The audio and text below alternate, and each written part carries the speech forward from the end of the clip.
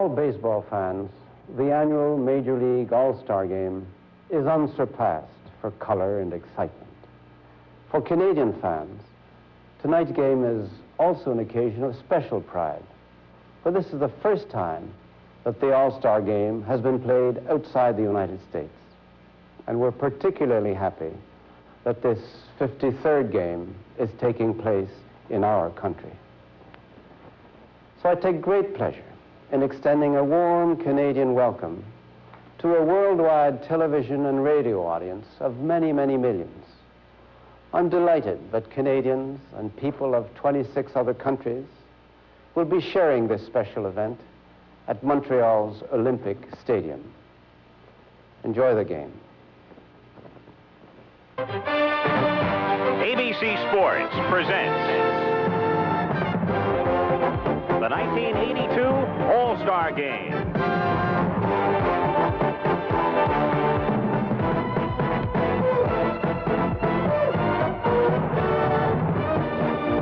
You'll see the best and the brightest as the American League takes on the National League at Olympic Stadium in Montreal. On this date in All-Star history, 39 years ago today, Shibe Park was the scene of the first All-Star game to be played at night. Bobby Doerr's homer won it for the American League. 22 years ago today, Willie Mays returned to New York for the first time since the Giants moved west and homered off Whitey Ford. And 11 years ago today, Reggie Jackson hit a towering drive into the Tiger Stadium lights in the last game won by the American League. Beautiful Canadian sunset as you look down from the Goodyear blimp hovering high above Olympic Park, the centerpiece of which is Olympic Stadium, and as we look inside, packed to the gills. More than 59,000 to look on tonight, as for the first time ever, the All-Star Game is played outside the United States. Hello again, everyone. I'm Al Michaels, and welcome to what should be a very special evening as the All-Star Game comes to Canada. They've waited for it a long time, and what Abner Doubleday hath wrought. He invented the game in the 1800s in the United States. Now it's international in flavor. It's played in more than 77 countries. It's played by more than 300 million people. And it is the national pastime of more than 20 countries. And what a marvelous sight, one of the world's most sophisticated cosmopolitan cities, Montreal, built around a mountain, Mount Royal, the city deriving its name from Mount Royal. And let's pay a quick visit to Montreal. Montreal is full of life, full of spirit, while simultaneously maintaining its ties to the past. Of the nearly 3 million people in the metropolitan area, about 2/3 are of French ancestry and speak the language. It's a bilingual city, and you don't have to let your imagination run wild to pretend you're in Paris or Lyon or Strasbourg when you wander the streets of the old section of Montreal. While rich in tradition, Montreal is also very much in tune with the present. The metro is clean, quick, efficient, and the modern-day architecture appropriately symbolizes this country's financial and commercial center. When it comes to sports, another symbol of the city has been the Montreal Canadiens. The names through the years have been legendary: Richard, Beliveau, and Geoffrion, Plante, and Dryden. And it got to the point where the Stanley Cup nearly established permanent residency here. In the summer of 1976, the new outdoor stadium was the focus of world attention for 2 weeks when the Olympic Games were held in Montreal. The Queen of England was here for the start. I declare open the Olympic Games of 1976, celebrating the 21st Olympiad of the modern era. Those were the Olympics of Nadia Comaneci and the American boxers, and of course Bruce Jenner, who celebrated his victory in this stadium in the decathlon in a way remembered by everyone. Baseball, too, has been an integral part of the Montreal sports scene, and this present-day park was the site of the old Delormier Stadium, home of the International League's Montreal Royals. In the 40s, they were a Brooklyn Dodger farm club, and in 46, when Branch Rickey signed Jackie Robinson, organized baseball's race barrier was finally broken. Robinson starred here that season, went on to Brooklyn the next. The city went into the major leagues in 1969, and Jarry Park, a toy-sized stadium, served as the home of the expansion Expos for 8 seasons. The Expos moved into Olympic Stadium in '77 and have had a good deal of success here. But last October, a dramatic 9th-inning homer by the Dodgers' Rick Monday kept Montreal out of the World Series for the first time ever. Disappointment that day, but exhilaration, anticipation, and excitement tonight for the All-Star Game in Montreal. Another part of Montreal tradition is a very special lady, Rachel Robinson, Jackie's widow. She's here with us tonight with Howard Cosell. Howard? Ray, it's so great to see you again. And in this marvelous city, which has such tender memories for you and for your late husband, would you capsulize in one anecdote the warmth of your feelings for Montreal? Yes, Howard, I will say that when we arrived in Montreal, and I, as a 23-year-old young woman, had to go look for an apartment and approached a neighbor on DeGaspee Street, and she opened the door and she welcomed me, greeted me warmly, told me to come in, granted me the apartment without any hint of discrimination. It was my first encounter with an atmosphere where there was no discrimination, where we were totally supported warmly, and the love that we took from Montreal really sustained us in the more difficult days when we didn't have that kind of support. And so coming home to Montreal, to me, is coming back to really the birthplace of my belief in brotherhood. I really believe it can happen. Thank you so much. You've told it all. We're proud to have you here, and that's why so proud we all are to be back at the home of the 76 Olympics. Enjoy the game. I'll be back with a look at the method of selection of all-star teams. Matter of annual controversy in connection with the all-star game. Are the right people really selected? And of course, this year, the focus of the controversy, substitute Yankee Bucky Dent until the very final days of the balloting, leading the brilliant Robin Yount of Milwaukee. To get a variety of opinions from the players on how the team should be selected, I went to some of them, beginning with Yount, asking him if an injustice was being done. Well, I wasn't sure if it was injustice or not, because to tell you the truth, I don't know really who the game's for. If it's for the fans, then maybe they should be the ones to pick the team. But if it's for the players and the media, then you got to have a different way of picking a team. If you had your druthers, how would you have the all-star team selected? Well, obviously, I have to say the fan balloting is outstanding because I was a top vote getter, but at the same token, I would like to see it stay with the fans, but also include the players as well as the coaches and managers, and I think in that regard, it would be a fair all the way around. I don't think there's really a way you're going to stay away from controversy, because I remember we used to do it with the players voting, but what happened in that situation is they do it like the second week of June, and the game would be played like the first or second week of July, and at that time of the season, there's a lot of players who have 180 to 200 at-bats, and if they go sour for a week and a half, they could drop 34 or 40 points in their batting average. So the game's for the fans, and I think in most cases the fans got the right starting lineups, and that's why you have the substitutes. And me, for instance, if I was voting, I'd have voted for Al Oliver this year because he's having a great year. You want to see the best players in the ball game. It's just very unfortunate that Billy Martin made a statement the other day. Everybody that deserves to play in the All-Star game just cannot go. I think it should be left with the fans. I think the fans enjoy selecting all-stars, enjoy selecting the players. It's the only opportunity that they do have to participate in the game. Fans are the ones that pay the majority of the salaries. They come to the ballparks, and teams are successful economically as long as they continue to pay, as long as they continue to watch television. So consequently, I feel we should leave the voting with them, and for them to try to be a little more aware of who is doing well at the time, so that ball players like Robin Yount and like Andre Thornton do not get left off the All-Star team. For the final word, ladies and gentlemen, Baseball Commissioner Bowie Kuhn, your comments, sir. Howard, Reggie, and Peter Wright, I like their answers. I think they're talking about the fans' game. This was conceived of as the fans' dream game. They should have playing who they want. If they want to pick a Pete Rose over Steve Garvey, that's their option. It's their game. They ought to have what they want. And Pete Rose is right when he says it's always been controversy. It will always be controversy. And it doesn't make a difference if the fans doing it or the managers and coaches doing it. And it's the fans' game. They ought to have the vote. That's your opinion. Now, what's going to happen? It's going to stay with the fans. Exactly so. Thank you very much, Commissioner. Commissioner Bowie Kuhn, the controversy that you've all been reading about hit head on. In just a moment, Keith Jackson will be joining you, talking with the managers, Billy Martin and Thomas Lasorda. An ABC News Brief brought to you by Natural Light Beer. Now from Washington, Barry Seraphin. Good evening. George Shultz sailed through the opening day of his confirmation hearings as Secretary of State. He said the crisis in Lebanon demonstrates the need to solve the Palestinian problem.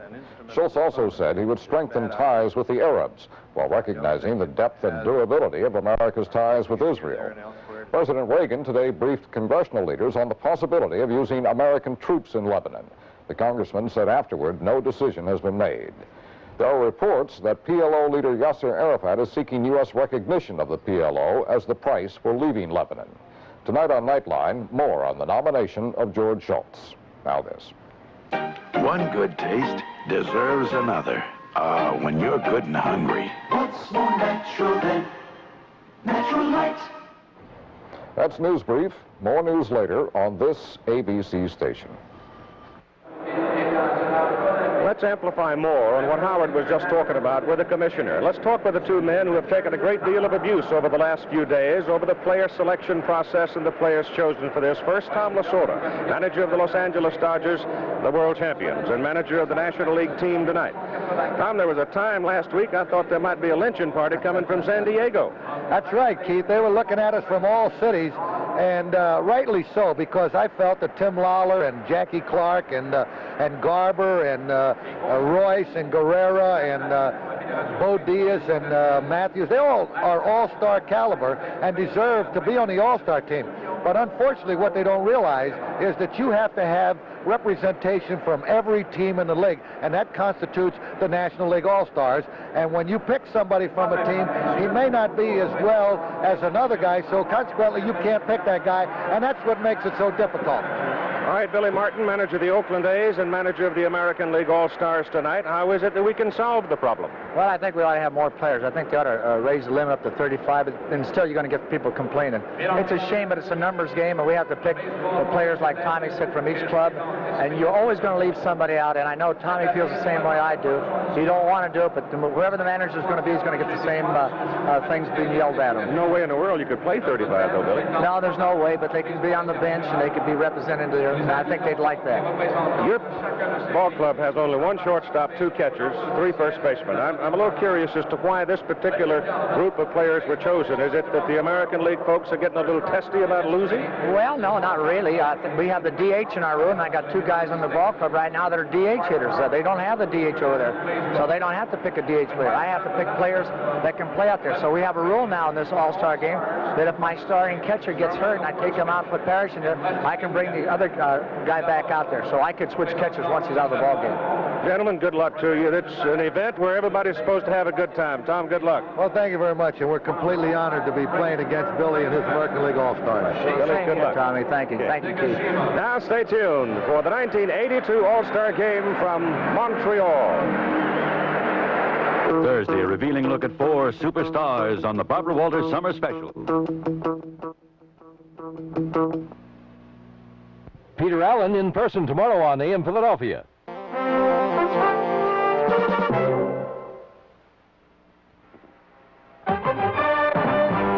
ABC Sports presents the 1982 All-Star Game. From Olympic Stadium in Montreal, the best of the American League meets the best of the National League. And the 1982 All-Star Game is brought to you by the Miller Brewing Company, brewers of Miller High Life. If you've got the time, we've got the beer. By Gillette Acura Razor, it pivots to continually adjust and hug every curve and contour of your face for a close, comfortable shave. And by Chevrolet, and your local Chevy dealers from coast to coast.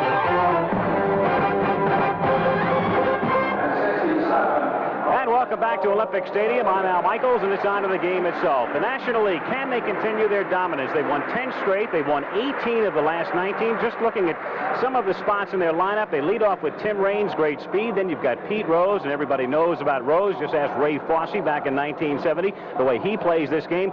Hitting fourth, Mike Schmidt, who hit a home run to win last year's All-Star game. Then you've got the hot Gary Carter of the hometown Expos batting fifth, hit 2 home runs, and was the MVP in the All-Star game in Cleveland last year. So most people expect another National League victory. Will tonight be the American League's night? Maybe so. Let's find out what Howard Cosell has to think. Well, maybe so, Al, but let's face it, they begin with a handicap, no designated hitter rule during the All-Star game. But the people you'll be watching, a figure of controversy today, the great catcher, the vote leader for the American League, Carlton Fisk. Headlines about him in the New York newspapers today. And, of course, Buddy Bell at third base. And the irrepressible Reggie Jackson with a lot to prove to certain people. You'll be hearing from him later in the show. But on top of it all, Reggie Jackson, the man who hit the home run the last time the American League won this game, and that was as long ago as 1971. It's attitude that will count with the American League, and they believe now that that attitude is right. In the meantime, one of the memorable all-stars of yesteryear to discuss the respective pitching staffs, Don Drysdale. Thank you very much, Howard. And of course, there have been eyebrows raised as far as the pitchers are concerned. There are 9 sitting at home tonight who have 10 or more victories on the year. There are 7 in the American League and 2 in the National League. But still, a very representative squad as far as the pitchers are concerned on both the American League and the National League teams here tonight. The starting pitcher for the National League will be a young right-hander, Steve Rogers, a record of 10-4, and he will be the first Montreal Expo ever to start in an all-star game. He's been in a couple of others. And for the American League, it will be the fine right-hander for the Boston Red Sox, Dennis Eckersley. Eckersley with a record of 9 wins and 7 losses. There you see Dennis Eckersley getting ready to take his warm-up tosses. Right now, let's go to the public address announcer here at Olympic Stadium, Richard Moranci, and let's meet the players. Mesdames et messieurs, il est temps pour nous de vous présenter les joueurs de la partie d'étoiles 1982. Ladies and gentlemen, it's time for you to meet the All-Stars from the American and National Leagues. Tout d'abord, les réservistes de la Ligue américaine. First, the non-starters of the American League. Le receveur, the catcher, des Tigers de Detroit from Detroit Tigers, Lance Parrish.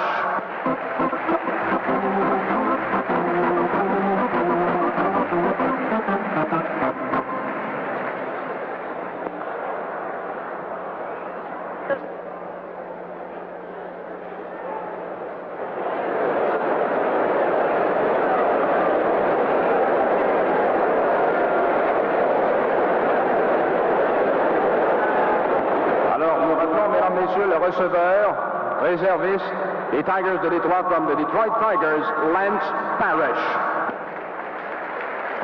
Les joueurs de champ intérieur, the infielders, des Indians Cleveland from the Cleveland Indians, Toby Harrell. Les Twins to Minnesota, from Minnesota Twins, Kent Herbeck.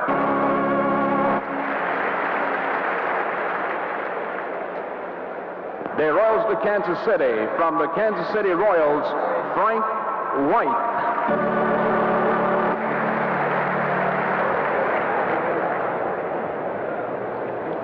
The Rangers to Texas, from Texas Rangers, Buddy Bell.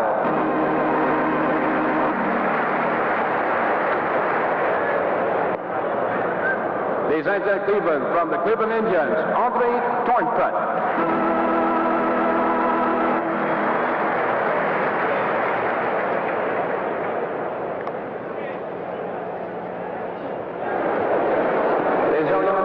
From the Baltimore Orioles, Eddie Murray.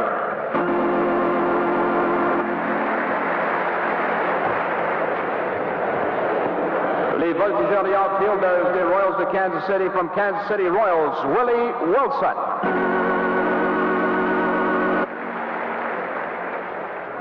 The Red Sox to Boston, from the Boston Red Sox, Carl Yastrzemski.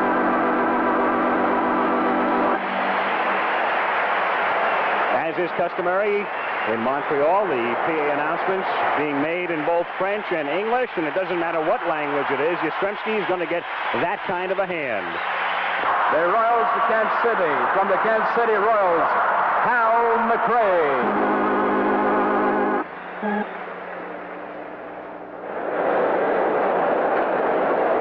The Brewers of Milwaukee, Milwaukee, from the Milwaukee Brewers, Ben Ogilvie.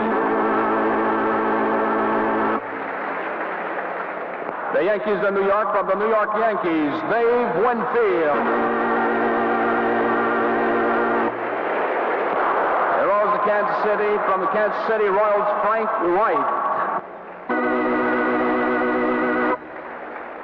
Les lanceurs, the pitchers, the Blue Jays de Toronto, from the Toronto Blue Jays, Jim Clancy.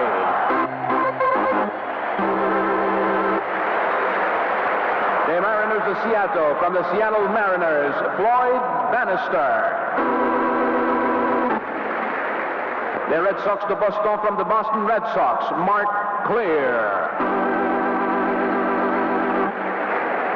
The Royals of Kansas City, from Kansas City Royals, Dan Quisenberry. The Brewers de Milwaukee, from the Milwaukee Brewers, Rollie Fingers. The Yankees of New York, from the New York Yankees, Ron Guidry. The Yankees of New York, from the New York Yankees, Rich Gossage. Les instructeurs, the coaches, the Royals of Kansas City, from the Kansas City Royals, Dick Hauser. The Tigers de Detroit, from the Detroit Tigers, Sparky Anderson. The Azaz d'Oakland, from the Oakland A's, Art Fowler. The Azaz d'Oakland, from Oakland A's, Jackie Moore. Et dans la courte pratique des Orioles de Baltimore, from the Baltimore Orioles in the bullpen, number 44, Elrod Hendricks. Les soigneurs, the trainers, the Tigers de Detroit, from Detroit Tigers, Bill Benn.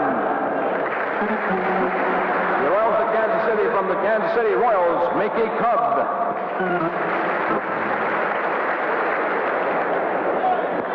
Et maintenant le gérant de la Ligue américaine pour la partie d'étoiles 1982 and the manager of the American League All-Stars, des Azaz d'Oakland, Oakland A's, Billy Martin.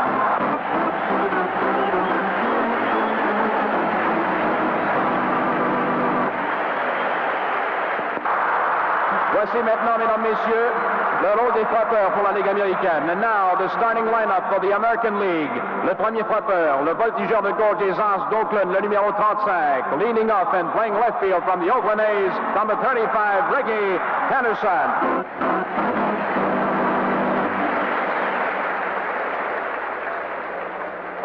Le deuxième frappeur, le voltigeur de centre, représentant les Angels de la Californie, le numéro 19, batting second, the center fielder, representing California Angels, number 19, Fred Lynn.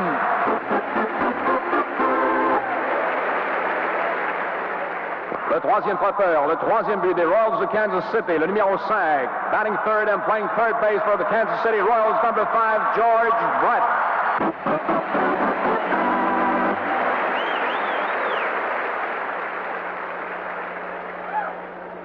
Le quatrième frappeur, le voltigeur de droite des Angels de la Californie, le numéro 44, le batting fourth right fielder, California Angels, Reggie Jackson.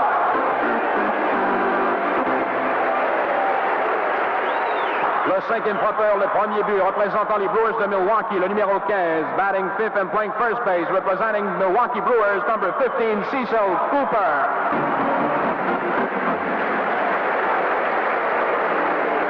Le sixième frappeur, l'arrêt court des Brewers de Milwaukee, numéro 19, batting sixth, the shortstop from the Milwaukee Brewers, number 19, Robin Yount.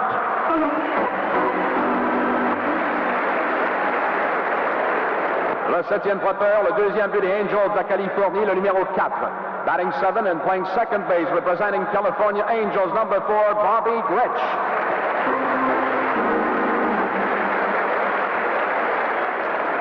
Le huitième frappeur, le receveur des White Sox de Chicago, le numéro 72, batting 8, the catcher from the Chicago White Sox, number 72, Carlton Fisk.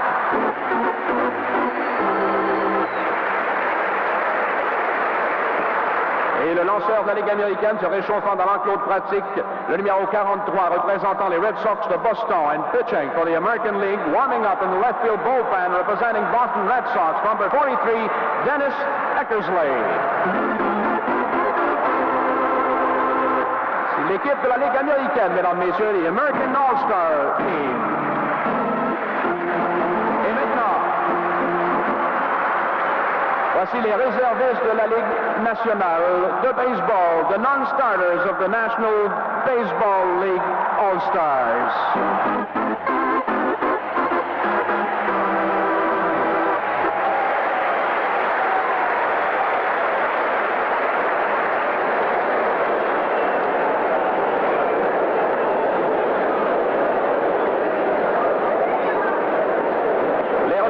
Catchers, the Pirates of Pittsburgh, from the Pittsburgh Pirates, Tony Phenia.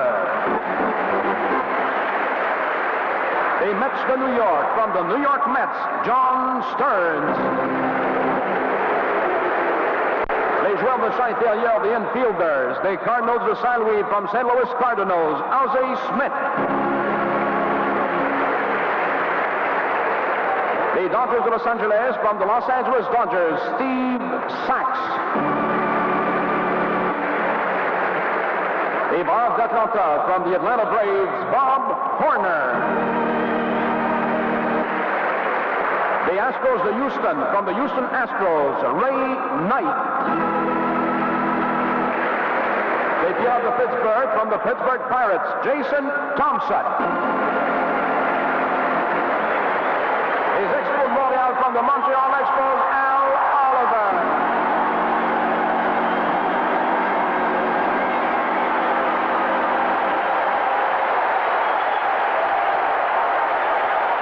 Les voltigeurs, the outfielders, the Cubs of Chicago, from the Chicago Cubs, Leon Durham.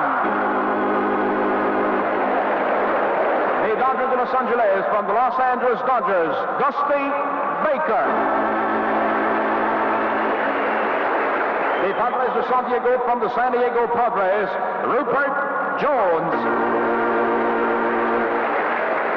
The Cardinals of St. Louis, from the St. Louis Cardinals, Lonnie Smith.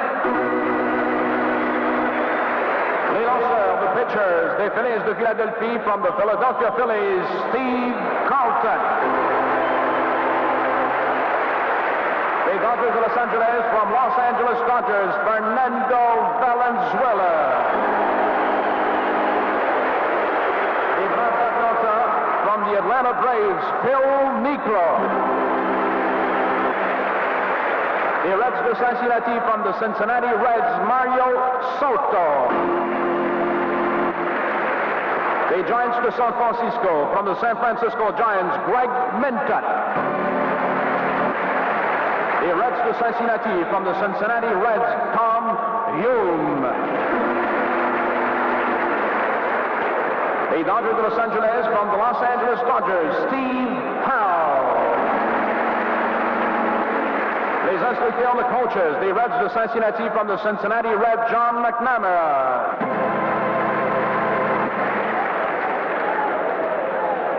Les Expos de Montreal, from the Montreal Expos, Jim Fanning.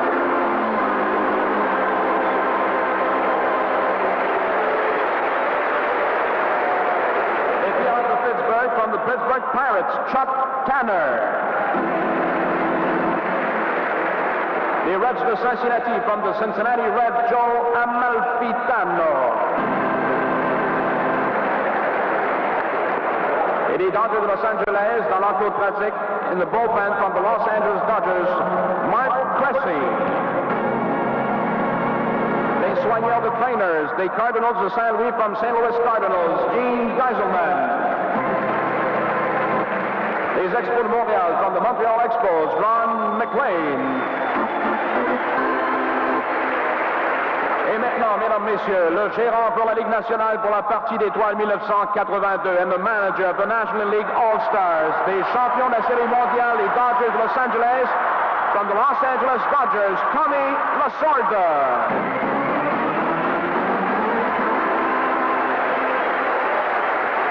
Et voici maintenant, mesdames, messieurs, le rôle des frappeurs pour la Ligue nationale. And now the starting lineup for the National League. Le premier frappeur, le voltigeur de gauche des Expos, batting leadoff number 30, Tim Raines.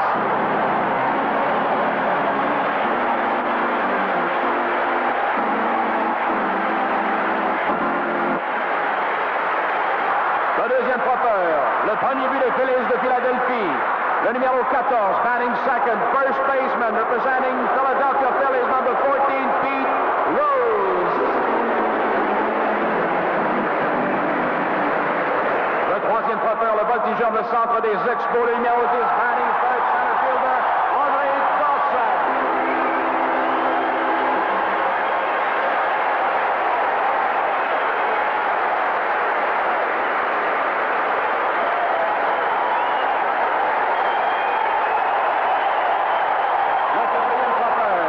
Le troisième but, représentant les Phillies de Philadelphie, le numéro 20, batting fourth, the first baseman, representing the Phillies, number 20, Mike Schmidt.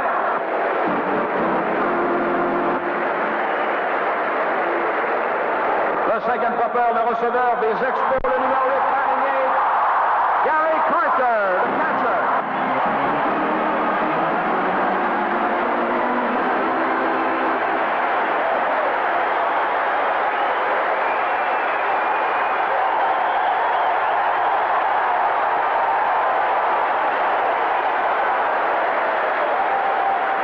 Le sixième frappeur, le voltigeur de droite représentant les Braves d'Atlanta, le numéro 3, batting sixth, the right fielder representing the Atlanta Braves, number 3, Dale Murphy.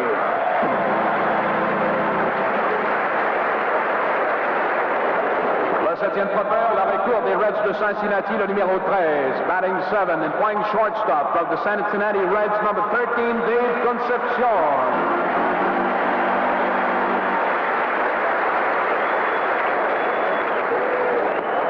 Le huitième frappeur, le deuxième but représentant les Phillies, le numéro 9, batting 8, second baseman, representing the Philadelphia Phillies, number 9, Manny Trio.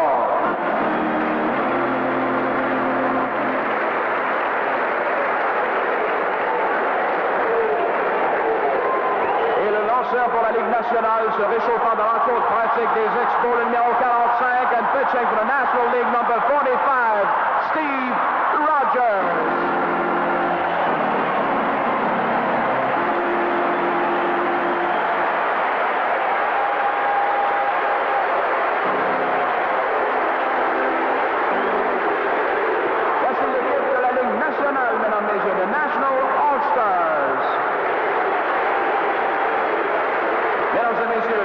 De Montréal sont fiers de vous présenter les capitaines honoraires pour la partie d'étoiles 1982. Ladies and gentlemen, the Montreal Expos are honored to present the honorary captains for the 1982 All-Star Game. Le capitaine honoraire de la Ligue américaine a participé à 15 matchs d'étoiles et 14 séries mondiales dans ses 19 saisons avec les Yankees de New York.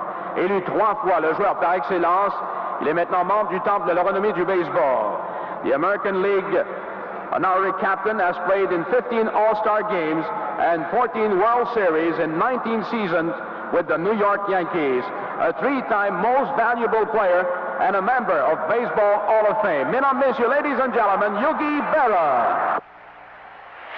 One of the most remarkable figures in the history of baseball. The memory so filled with his accomplishments. Memories totally filled with his accomplishments. Remember the 7th game, 1956 World Series, Ebbets Field, bases loaded. Don Newcomb, the pitcher, grand slammer, on a day when Johnny Cucks three-hitted the Dodgers, shut them out. Yes, just one of the many memories. Et maintenant, le capitaine honoraire de la Ligue nationale, and now the honorary captain for the National League. Durant ses 17 saisons comme voltigeur de la Ligue nationale, il a frappé 407 coups de circuit, a participé à 7 parties d'étoiles et 6 séries mondiales, et maintenant commentateur des parties des Expos. He had 407 home runs in his 17th season as a National League outfielder, a participant in 7 All-Star games and 6 World Series, and now a broadcaster with the Montreal Expos. Mesdames, Messieurs, un membre du Temple de la Renommée, ladies and gentlemen, Hall of Famer Duke Snider. Edwin Snider, the Duke of Flatbush. 11 World Series home runs. This was one of them in 1955. When the Dodgers finally beat the Yankees and John Padres won the final game. The Duke had 4 home runs in 52, and in 55, 11 World Series homers in all.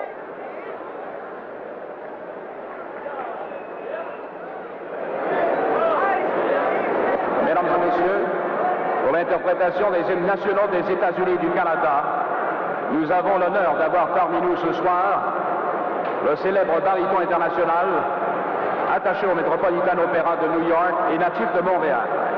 Ladies and gentlemen, to perform the national anthems of the United States and Canada, the Expos are honored to have the well-known baryton of the Metropolitan Opera in New York, a native of Montreal, mesdames, messieurs, ladies and gentlemen, Monsieur Louis Quirico.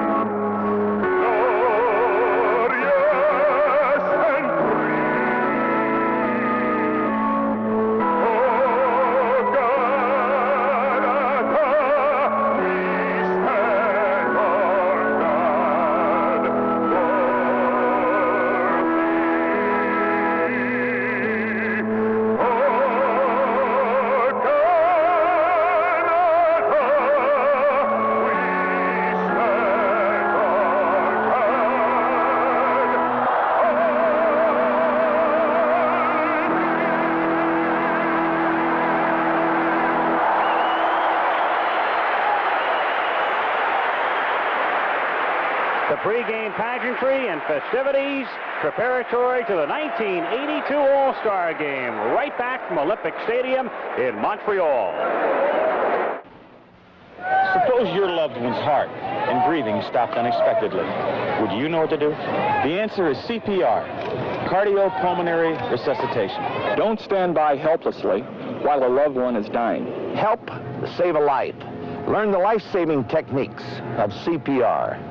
Call your local chapter of the American Red Cross or the American Heart Association for information about CPR training. Learn the life-saving skills of CPR and help save a loved one's life. Baseball cares. The preceding message was furnished by Major League Baseball. We will have the ceremonial first pitch coming up and the ball game to get underway shortly. People in Montreal waiting for this one for a long time. The game was sold out 3 months ago. The capacity of the stadium, about 59,000. Perfect weather, temperature about 75 degrees, low humidity. International flavor here, of course, and so they have selected 13 men from 11 different countries to be the honorary men to throw out the first ball. Shig Nagashima of Japan, great star there for many years at third base. From Korea, Isao Haramoto had more than 3,000 hits in the Japanese league. From Cuba, the fabulous Minnie Minoso. Looks like he can still play. Bobby Avila, the Cleveland Indians second baseman for many years, representing the country of Mexico. Bobby Thompson was born in Scotland, but of course he was famous in New York, the miracle of Coogan's Bluff. We will be seeing Bobby in a moment. That is Bobby Avila right there. Bobby Thompson was the man you saw before him. The Dominican dandy, Juan Marichal. What a screwball he had and an assortment of other pitches. He may throw one tonight. Orlando Cepeda, Marichal's teammate for many years in San Francisco. The Baby Bull, representing Puerto Rico. George Selkirk is representing Canada, a man who played in 4 All-Star games. Claude Ramon is there is Bobby Thompson right there, representing, as we said before, Scotland, his birthplace. The New York Giant outfielder, remember that face? Wasn't that long ago, 1979 World Series, we saw him. Manny Sanguillen, he'd swing at anything. From the Pittsburgh Pirates, there is Claude Ramon, representing Canada. Ramon, a broadcaster with the Expos. You know that man representing the United States, the honorary captain for the American League, Yogi Berra, and also representing the U.S., the Duke of Flatbush, Duke Snyder, the National League's honorary captain. Festivities taking place here with international dignitaries having come to Montreal. First time ever that the All-Star game has been held outside of the United States. The game began back in 1933. During 4 different seasons, they played 2 All-Star games from 59 through 62. So in all, this is the 53rd edition, and simultaneously, the ceremonial first pitch.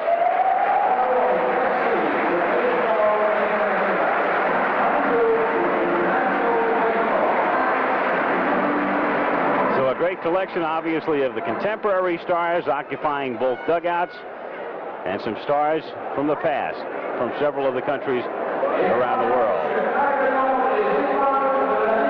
So shortly, we'll be getting underway. The National League trying to continue its dominance, confident as always, expecting to win. The American League, I would think, a little bit embarrassed and a little bit humiliated collectively, Howard, over the fact that so much has been made of the fact they've been unable to do it but once in 19 years. A point emphasized by Reggie Jackson. And you'll, as I noted earlier in the pregame show, we'll probably be hearing during the course of the evening from Reggie. In the meantime, the graphic explains the history of this competition. Notice how, beginning in the young 50s, the National League started to take over. In the early days, they used to say the National League was a new minor league. But oh, how it's changed and how complete the domination of the senior circuit has become. The defense, Al. Defensively, you've got Pete Rose, who has started at 5 different positions in his career in the All-Star game. Left and right, first, second, and third. Second start for him at first base. His teammate from Philadelphia. The Phillies comprising 3/4 of the infield, Manny Trillo, who's from Venezuela. And his countryman, the only non-Phil in the National League infield from the Cincinnati Reds, Davey Concepcion. No stranger to All-Star games. Around at third, the man with the home run in Cleveland last year to give the National League another victory, Mike Schmidt. MVP in the NL in 80 and 81. The Expo, Tim Raines, who has seen a good deal of action at second base this season, is playing left field. He's back there now during the regular season, too. His teammate, Andre Dawson, got that tremendous ovation, is in center field. And around and right, the Atlanta Braves' great star, Dale Murphy, leading the majors in home runs at the All-Star break. You've got Gary Carter, recognized now as baseball's premier catcher, back of the plate. And the fourth Expo in the starting lineup, Steve Rogers, having a good season, 10-4. As you can see, he has very good control. It's been that way throughout his career, only 36 walks and 143 innings plus. So Rogers gets his first All-Star game start, and he'll get underway by facing Ricky Henderson of the Oakland A's and Fred Lynn of the California Angels and George Brett of the Kansas City Royals. Ricky Henderson, if he stays healthy by the middle of August or thereabouts, will break Lou Brock's record, 118 steals, and he'll do it with about 40 games to play. He's on that sort of a pace right now as we get underway, and the first pitch misses for a ball when it goes. Well, you talked about Rogers having good control. He will have to have good control to work to Ricky Henderson because he has an excellent eye. He's already walked 81 times this year. Henderson lining it by Dave Concepcion for a base hit. So everybody in the park knows what will happen next. Billy Martin says he's going to try to run, and if he's going to try to run, there's the man to do it. He has 84 steals in 88 games. His 84 steals have come in 107 attempts. What's happened quite often is that Henderson has been picked off and then has proceeded on to second base, been thrown out there for a caught stealing.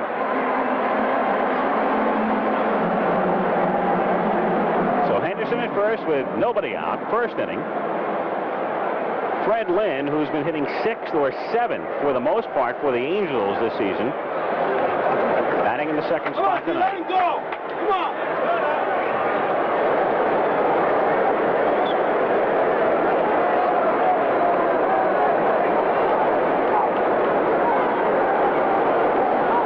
Henderson, good-sized lead, and Rogers, after throwing there once, stepping off the rubber.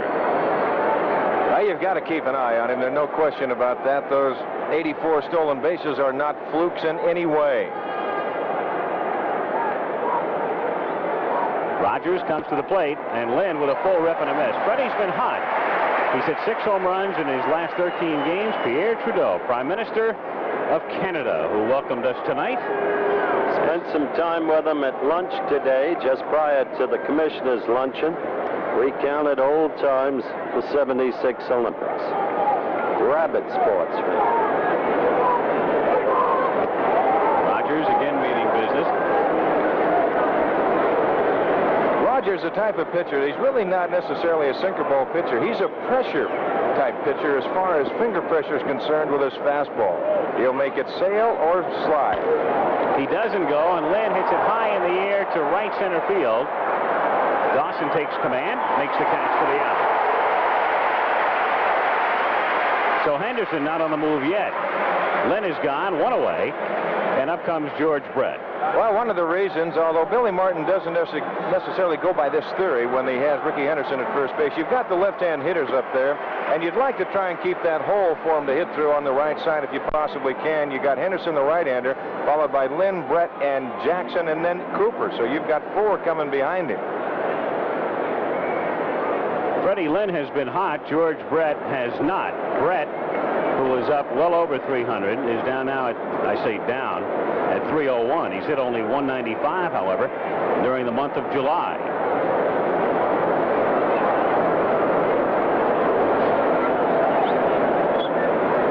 Henderson at first base with 1 out in the top of the first inning. Yeah, he's thinking about you. Henderson at first. There's his mom, Bobby Henderson. Her son playing in his second All-Star game. He was a member of the team, not a starter though, in 1980. And there he goes. He gets a good jump, but Brett fouls it away. So he would have had it easily, but George was swinging, and the count is 0-1. Henderson, if he continues his pace, he would wind up with 155 steals. in 162 games. You know, I think you mentioned the key right there, if he stays healthy, and that doesn't mean where he's going to get hurt and be out of the lineup, but I can remember when Maury Wills stole the 104 bases. He was bumped and bruised all over at the end of the year. He was really hurt. It's an amazing record because Cobb held the record at 96 for so long, and people said that'll never be broken, and then Wills did it. And they said it would never be broken, and Brock obliterated it. And Henderson is on his way to obliterating Brock's mark. 1-1 the count. The thing about Henderson, too, when you watch him, he is not the feet-first type slider. He's the head-first type slider, so he can beat himself up pretty good. He's got to have some strong hands out there. Ricky, a couple of years ago with 100 steals. The American League mark. There he goes again, and Brett goes to left field for a base hit. Henderson tentatively around second and holds there as Ranger's throw comes into Schmidt. But he took the wide turn looking for the throw behind him in the hope of running to third very quickly. It's also, at this time of night, it is very tough to pick the ball up. And when Ricky got down there and he heard the contact made, he looked up and he could not pick the ball up. And he was kind of in no man's land then. And he decided, well, I'll just go here. And that's about as far as I can go. Reggie Jackson has one All-Star Game home run, and if you saw it, you'll never forget it. 1971, Detroit off Doc Ellis, pinch hit in the third inning, and did it not make contact with the light standard, it might still be going. Mammoth shot. Reggie up with 2 on and 1 out. And it gets away from Carter, bouncing toward the dugout. Henderson, a short turn rounding third and holds there as Brett moves into second.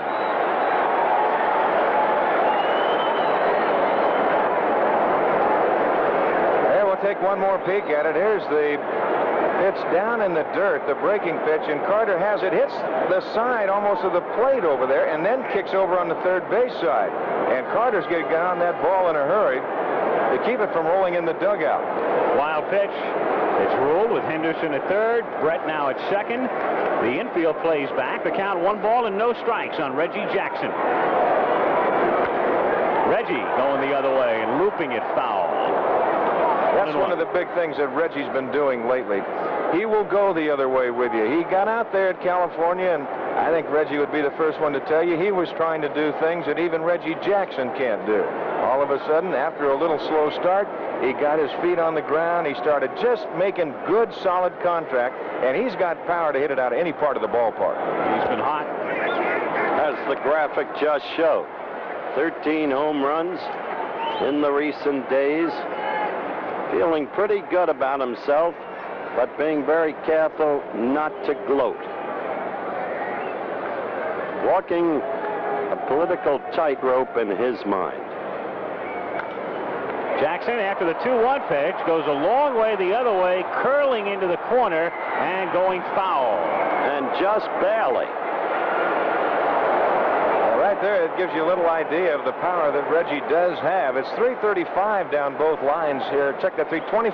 It's 375 to the power alley and 404 feet to straightaway center field.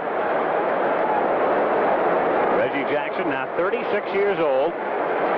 Oldest starter for the American League. The youngest, Henderson, is the runner at third, and Brett is at second. And Jackson takes just inside. Crowd moaning.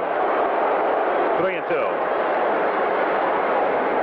You've got a man behind there, I think, is one of the finest umpires in all of baseball, and Doug Harvey. That pitch right there, and Harvey looking right over the shoulder of Gary Carter. That's a close pitch. So 3-2 on Reggie, with Cooper waiting on deck, fouled away again. Remember the toughest call of Doug Harvey's life? The meeting with National League President Chub Phenia. That's right, down in Houston. Playoffs in Houston against Philadelphia. That best sustained dramatic season maybe in the history of baseball. Was it a triple play or a double play? They ended up the double play. 3-2 to Jackson, fouled away again. Interesting note in regard to the umpires as you take a look at Reggie's mom, Clara, coming up to watch her son, who makes this an annual visit. The All-Star Game for Reggie. The umpires, for the first time this year, chosen not on a rotation basis, as had been the case, but on merit this year. Jackson hitting it to center field and deep but playable for Dawson. That'll score Henderson easily. And Brett holds at second, so the American League is on top 1-0.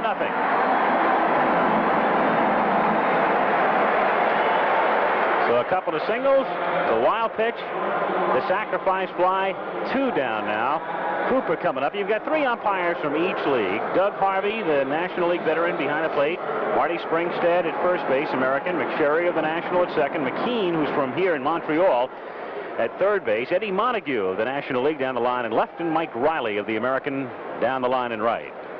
Coming to the plate, the man who at the moment might be the hottest hitter in baseball. Oh, the Milwaukee Brewers, they are just beating on everybody. And still very much the best-kept secret in baseball, Cecil Cooper, who just does his job and does it very well year after year. Pulling it foul. In one of the remarkable trades of all time, the Brewers got Cecil Cooper basically in exchange for George Scott, who's now, remember George, the big, burly right-handed hitter who's now playing in Mexico. I'll never forget, Commissioner Bowie Kuhn was needling Bud Selig, the Brewers owner. He said, how much cash did you have to give? 0-1 on Cooper. Cooper, by the way, is getting the start because Rod Carew has tendinitis of the right hand. Carew would have been the American League starter at first base, but instead it's Cooper, and Andre Thornton of Cleveland was named to the team in Carew's stead. It's Luke down the line in left field, foul.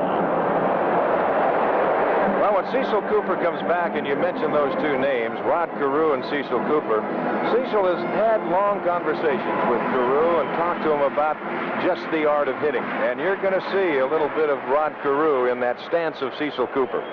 Well, since Rod has 28 different stances, there's Henry Aaron. Hammerin' Henry, the man who hit the plethora of home runs against Don Drysdale. Did you see the winder shudder as that picture came up on the screen? I know that face. I've seen it in my sleep. And he still says you were the hardest pitcher for him ever to face. Isn't that something? Well, you know, in 14 years, I never missed that darn brave lineup. And Henry was right in the middle of it. You'd say to Walt Olson every now and then, well, you know, Skip, you know, you might want to miss something sometime. But he said, no, you're going out there. A look around spacious Olympic Stadium, Montreal ballpark, opened for baseball in 1977. No balls, 2 strikes. Cooper with a new bat, chops it by the mound. Going to be a tough play for Trio, and he does not get it. So Cooper, who has decent speed, is aboard at first as Brett moves along to third. Third hit in the inning for the American League, and up comes Coop's teammate, Robin Yount. Well, Cecil Cooper has much better than average speed, and when those left-handers come out of that box and they can smell a base hit, they just have a little more acceleration. A good play by Trio, but Cooper just flat beats it, that's all. So Steve Rogers struggling in the first inning.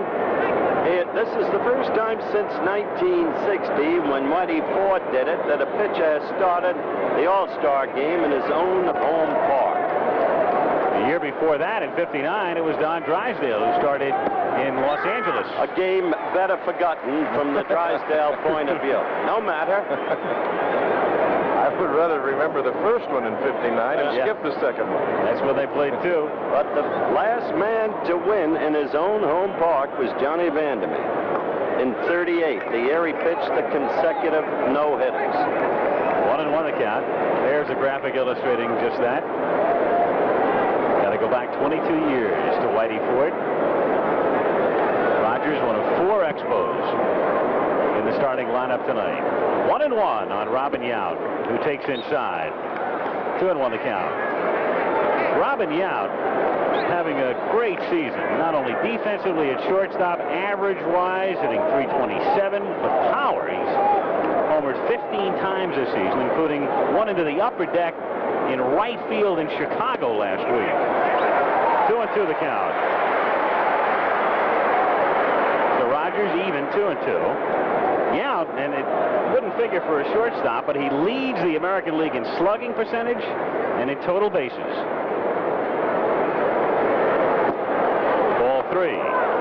Well, I think he's definitely right in line for the most valuable player if he continues anything that he's doing right now. He is just having a super year, as you mentioned, and you could see, I can remember him when he came up at 19 years old, and it was just a matter of time when this young man was going to really put his name in baseball. Still only 26 and in his 9th season as he fouls it away. A lot of baseball people feel that this is the best all-around player in the game today. Michelle Yams, his wife, as you look at her. Here's a man who thought about becoming a pro golfer about 5 or 6 years ago. 3-2 pitch, got him swinging. So the inning is over, but the American League gets on the board. What a shot. Looking down from the Goodyear blimp, Olympic Park, Olympic Stadium. The centerpiece, a run, 3 hits, leave 2 after a half. The American League won, and the National League coming up.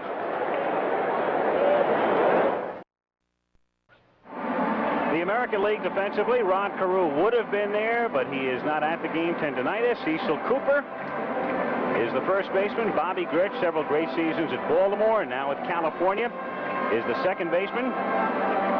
And we saw make the last out on the top of the inning of the Brewers. There's Robin Yount, and right next to him, Kansas City's premier third baseman, George Brett. Winning in the bowling again. Ricky Henderson, who got aboard, came in to score in the top of the inning of Oakland. Is in left field. You've got Freddie Lynn, several great seasons with Boston, now with California. In center, and Reggie Jackson around in right. Back of the plate, number 72 of the Chicago White Sox, Carlton Fisk.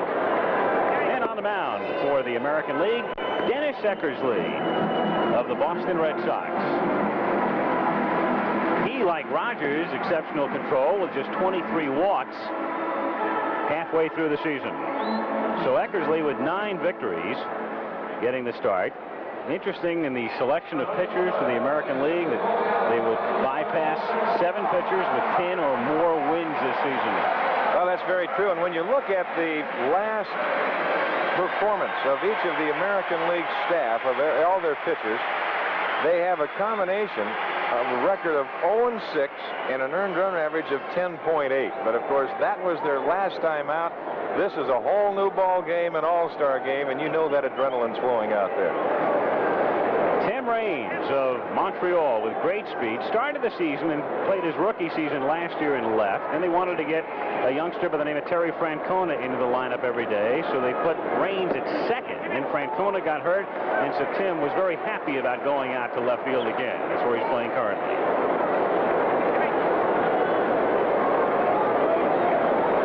Brett to lay one down. Brett in shadow at third. 1-1 the count.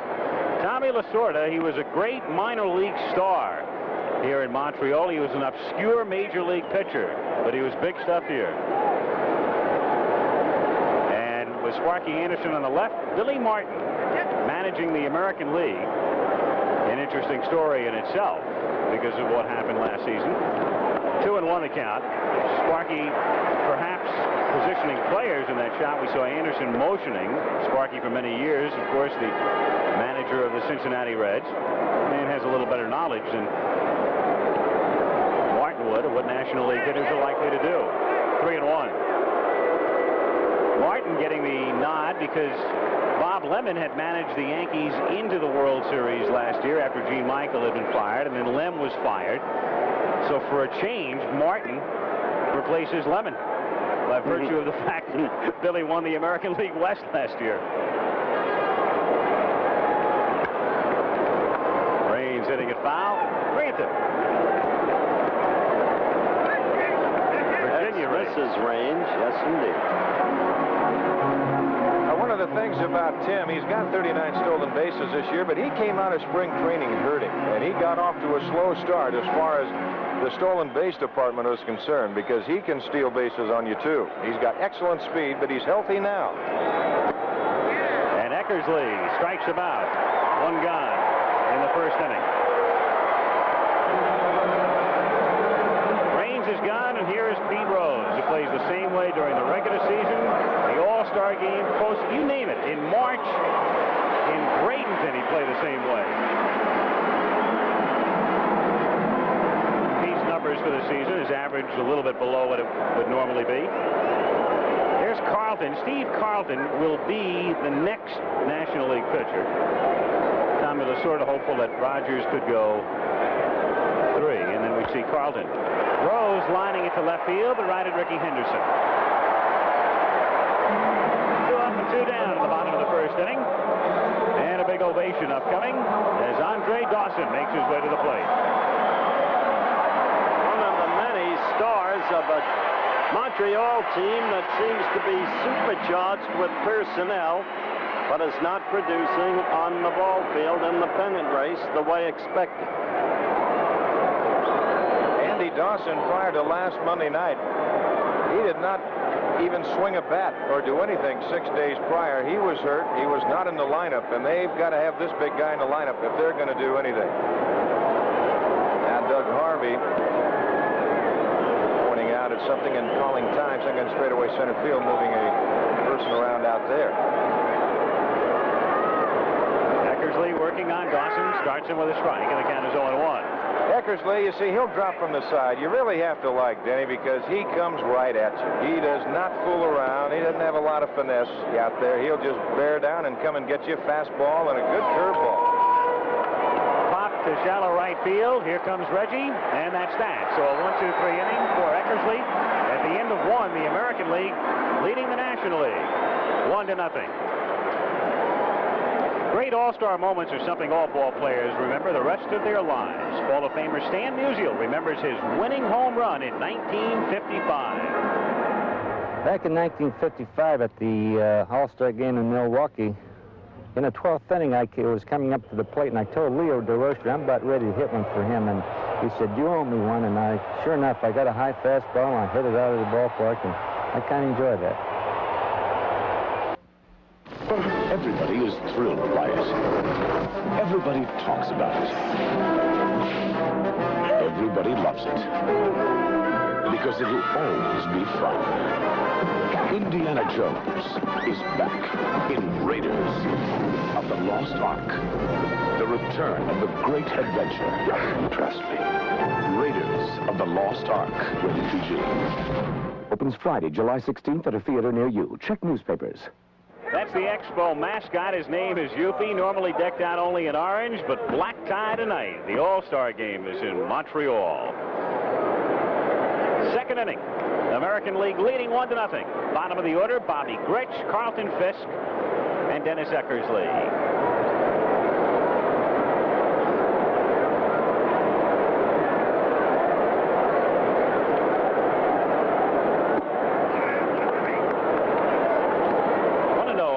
Bobby at the age of 33, playing in his 6th All-Star game. 3rd time he started. Started at shortstop in the All-Star game back in '72 when he was with Baltimore. 2-0. Carlton Fisk on deck. Controversy seems to follow him everywhere. More on that in a moment. White Sox, subject of a lot of print medium stuff. Steve not happy perhaps with the call on that pitch. 3-0 pitch is in for a strike.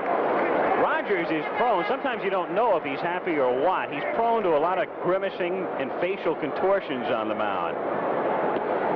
Even when he's working on a perfect game, he goes through them. 3-2.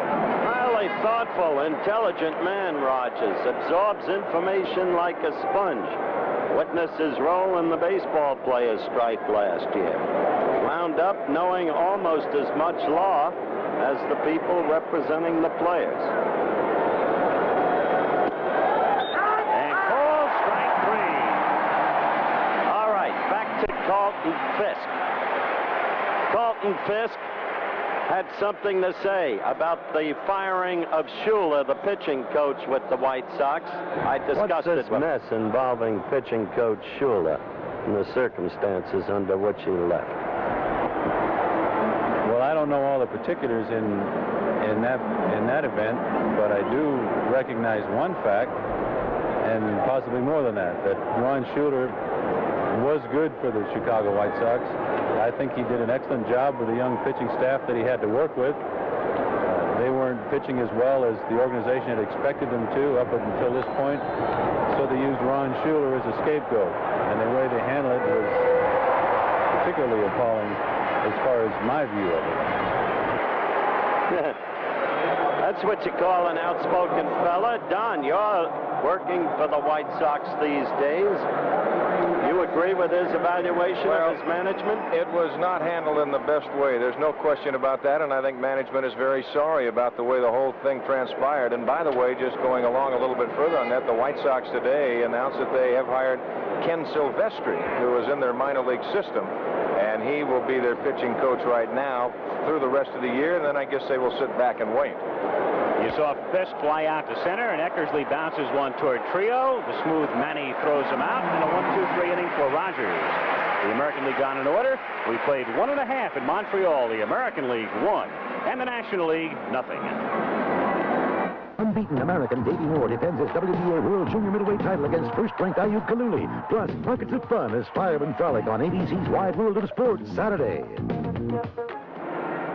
Mike Schmidt to lead things off for the National League, hitting cleanup from the Philadelphia Phillies. One of the great moments in his career came here, late 1980, a home run late in a game that turned out to be the pennant-clinching game, or the division-clinching game for the Philadelphia Phillies. They went on to beat Houston in the scintillating National League Championship Series, and of course on to the World Series, and defeated Kansas City in 6.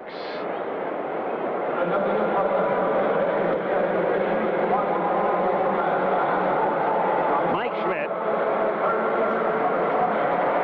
who normally hits 4th in the Philadelphia order. It's interesting, the National League lineup, the way it is tonight, the first 5 guys are hitting in the same spots in which they normally hit. Raines leads off for Montreal. Rose normally bats 2nd for Philadelphia. Dawson normally hits 3rd for Montreal. Schmidt 4th for Philadelphia. And Gary Carter on deck, normally the 5th place hitter for the Expos. Mike has been bothered by a slight muscle pull in his hamstring. It's conceivable that he'll come out of the game after this one at bat. Now, we talked about the pitchers they've left off. Unbelievable, isn't it? All of those men are not on the American League All-Star team. All of them. 0-2. You realize Vukovich of Milwaukee in his last 32 decisions has won 25 times. Only Valenzuela has won more games in that span. He's not on the team.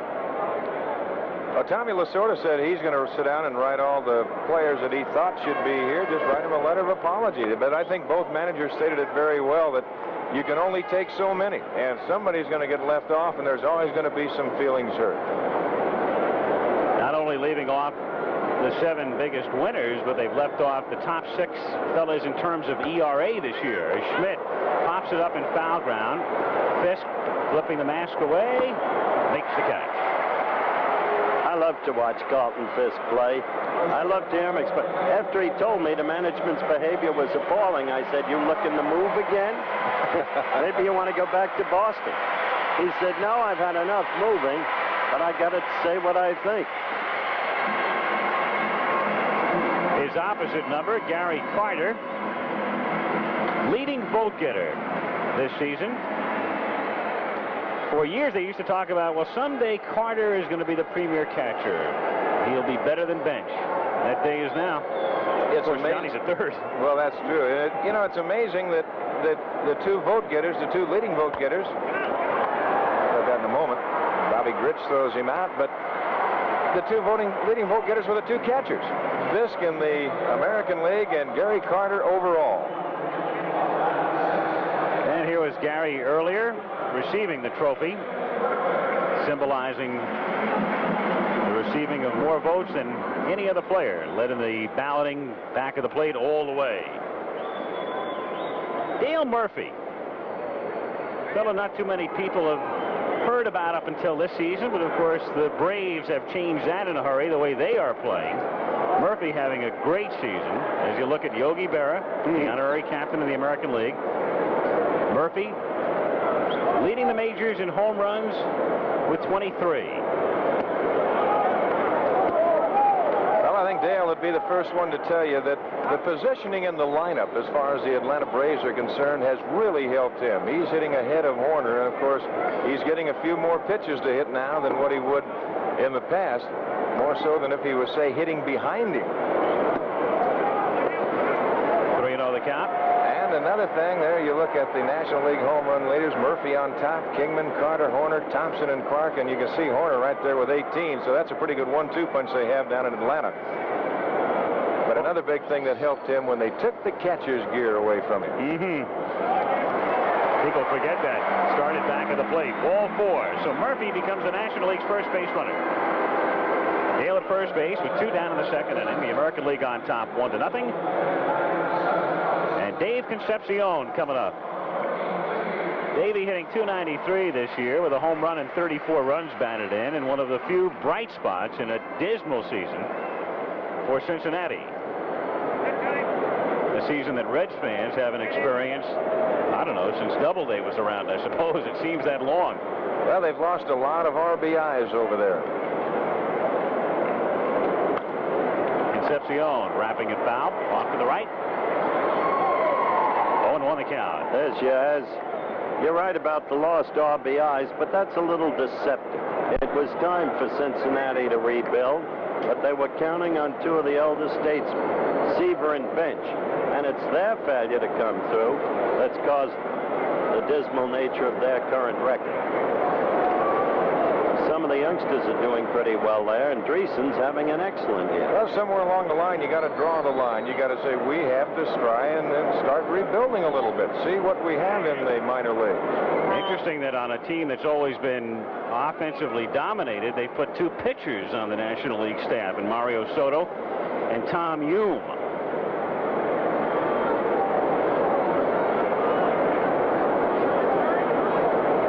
They pitch out, nothing happening. 1-1.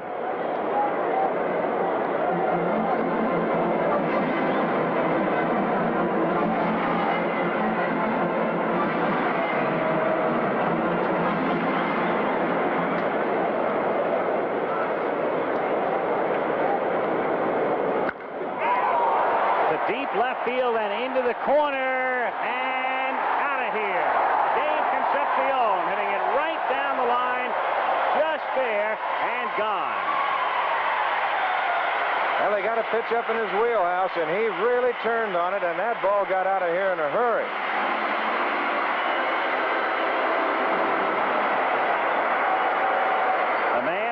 Had a marvelous glove as a rookie. They knew about his defense. They wondered about him offensively. Over the years, he's really come on.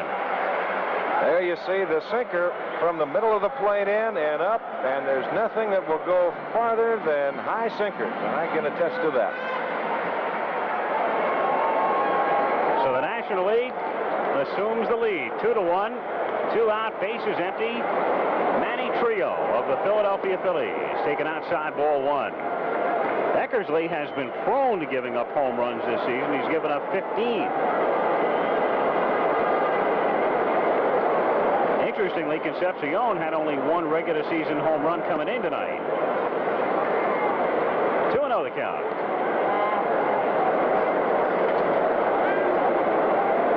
Manny Trio, formerly with the Cubs, then on to Philadelphia. There's Concepcion, the happy one in the National League dugout. Al, it's really nice to go to an all-star game. It's quite an honor, number one, and it's a thrill to be there. And it's amazing how you can get in that clubhouse in the course of one day, and all of a sudden, after you're fighting each other tooth and nail at the first half of the season and again at the second half, that one day you can get together as one. After a visit from Billy Martin, Trio fouls it away. 2-1.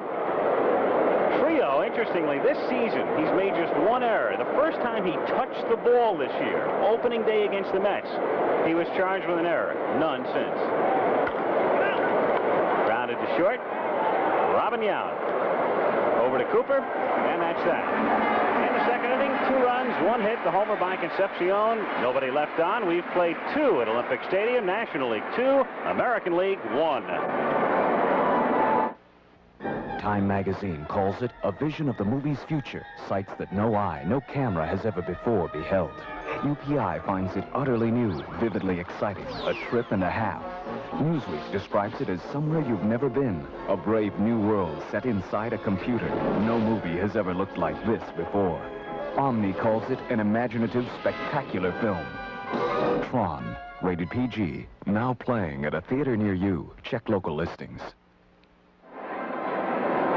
What a fabulous sight. Al Michaels, Howard Cosell, Don Drysdale, Keith Jackson, Bob Uecker with us as you look down from the Goodyear blimp and now up at the Goodyear blimp, piloted tonight by Warner Roth from Cocoa Beach, Florida. 5-day trip up here. What a marvelous evening. Great day. Temperature very comfortable, mid-70s. Humidity is low. Great feeling in this town. They've waited for this one as you look at Jim Clancy of the Toronto Blue Jays. He'll start to throw. You know, that could have been something. You'd have had Rogers starting for the National League and Clancy from the American League. I mean, conceivably, that could have happened to Canadian pitchers. Conceivably, but Clancy comes off his possibly worst outing of the year. I saw that the other day. He was not happy with that over in Toronto against the White Sox. That was the 16-7 lambasted. Ricky Henderson with a 1-strike count. Now a 2-strike count. 0-2. George Brett will be up third in the inning. He singled in the first, as did Henderson. Ricky coming in to score on a sacrifice fly by Jackson. 1-2. First inning was key for Rogers. There's Ray Knight in at third, having a super year. Al had mentioned Schmidt's slightly pulled hamstring, so Mike's out. And grounded down to Knight, who gets some immediate action. Guns it over to Pete Rose, the man that Knight had replaced a couple of years back at Cincinnati. And Pete opted to go to Philadelphia, Ray with the Reds, and then on to Houston in the Cedeno deal. Seems to me that first inning may be a key to this whole ball game. Rogers in trouble. 1 run in. They had been hitting him effectively. 3 hits in the inning. And in the clutch, he struck out Robin Yount, leaving 2 on. Freddie Lynn flied out his first trip. Gets fooled, comes around, doesn't get it. 0-1. The commissioner, Bowie Kuhn, and Prime Minister Trudeau of Canada looking on from their box.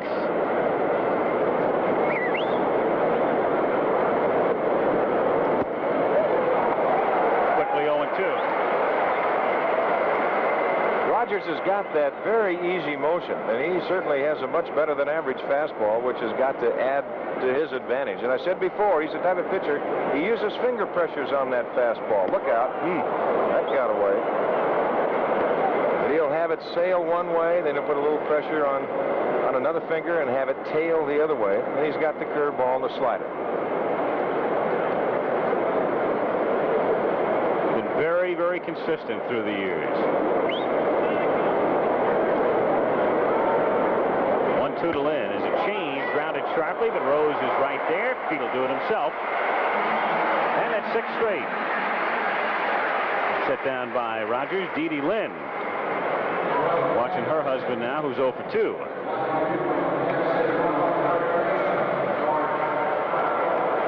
George Brett. Single to left field in the first inning.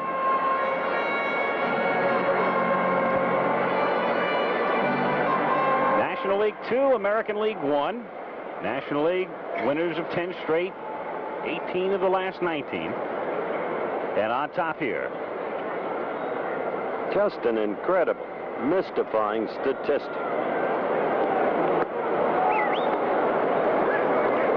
You're talking about the 214 average of Brett. A lot of times, though, you get out there, Howard, and you run across those National League pitchers that go out there, and they don't make a lot of mistakes if they're right that particular night, and that can make it awfully tough.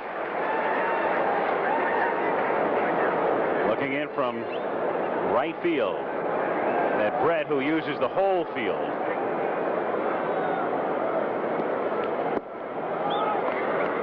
Two and 1 to count. A couple of different hitting theories right here. We talked about Cecil Cooper and talking with Rod Carew, and of course George Brett is the great pupil of batting coach Charlie Lau of the Chicago White Sox.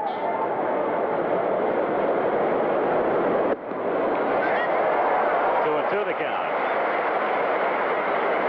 Still, Georgie has had a cold bat, as you've said. There's Reg on deck. And there's a fellow sitting on the bench who leads the major leagues in base hits with 107. His name is Hara, Toby Hara. 2-2 the count. Well, you know, Hara's going to see some action. There's no question about that. But Billy Martin has to be a little concerned, as you see Fernando Valenzuela. But the thing about Yount, the shortstop, he's got a little slight leg pull. And Billy's a little bit concerned about him, how he's going to weather the storm out here tonight. So he's got to use Hara at short if, indeed, Brett can't make it. Bouncing ball, Trio can only wave at it as it goes on out into center field. And so Brett is 2 for 2, and it's the 4th hit for the American League, all single. I should say if Yount can't make it, so it's just going to be, there's 3 guys that are a little ouchy. Mike Schmidt has come out, Leon Durham of the Chicago Cubs, and of course, the man we just talked about, Robin Yount. Poor Durham, you had to feel sorry for him in the pregame introductions. Flew up with him the other day, excited, as you might suspect, to be in an all-star game, and then you have to be introduced after Al Oliver. So the crowd's going insane and nobody hears you.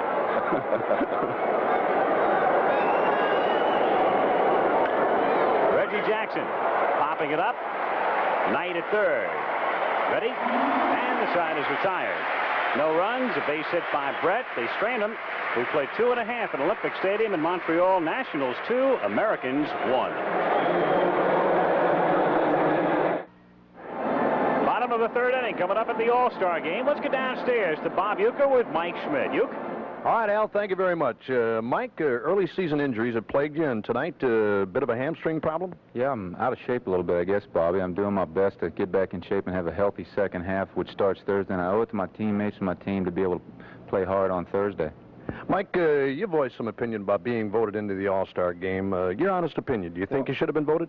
Well, I think the fans are voting for the guys they want to see start the ball game. If the criterion for voting is to vote for the guy with the best statistics, obviously I don't have the best, and I'm out of the game now, and the 2 guys with better statistics than me, the fans are going to see in the rest of the game. Would you have voted for yourself? No, probably, because I'm the type of guy that I've been in this position when P. Rose used to play third base. I always used to have to sit and watch him play 4 or 5 innings, and I had the best statistics. So they'll get their chance. Ray Knight and Bob Horner will play a good ball game, I guarantee you. Al, I never had that problem. Back to you. I know it. Very well aware of that fact, Buke. Bottom of the 3rd inning, and Rupert Jones of the San Diego Padres pinch hits for Steve Rogers, who is finished under All-Star rules. Starting pitcher can work 3 innings. Rogers finished there, and Rupert Jones leads off by hitting one to deep right center field. Reggie Jackson going back, and it's off the wall, and Reggie has a long run to play the carom. Jones with good speed coming toward third. They will stop him there. Right there, look at Rupert Jones and look at Dennis Eckersley, but really, Rupert Jones. Part of the story, one of the biggest stories in baseball this year. That's Dennis Eckersley's wife, obviously. She's not too happy about the trend of events. But the San Diego Padres and Rupert Jones, a former Yankee, one of so many brilliant trades engineered by the unsung Jack McKeon. The Padres within 2 games of the Atlanta Braves at the All-Star break. And who would have picked that at the start of the season? Who would have talked about Jones and Tim Lawler and all of the other players they have gotten? Before this season is over, McKeon may become one of the dominant figures in all of baseball. Well, not only that, Dick Williams has done a great job with him. They know the style and the brand of baseball that Dick Williams expects, and he's getting it. Tim Raines, the batter, takes a strike. Raines struck out in the 1st inning, so Jones at third. The American League infield up at 1st and 3rd, and halfway at short and 2nd. Rupert nearly an inside-the-park home run. John McNamara, the third base coach and the manager of the Cincinnati Reds, all the way down near home plate before he finally put up his hands. Johnny McNamara might be one of the better third base coaches in the game of baseball because he's been out there quite a while before he became a manager, and he's excellent. Really on that ball out there, Reggie at the last moment looked at Freddie Lynn cutting across, and then it short hopped the wall and kicked back by him. 2-1 the count on Tim Raines. Steve Rogers, by the way, the scoring rule that the starting pitcher has to go 5 to get a win is obviously waived in an all-star game, so if the Nationals are never headed, Rogers would get the W. 3-1 the count. National League leading 2-1 on the strength of a home run by Dave Concepcion. Jones at third and nobody out. Bottom of the third inning, 3-1 on Raines.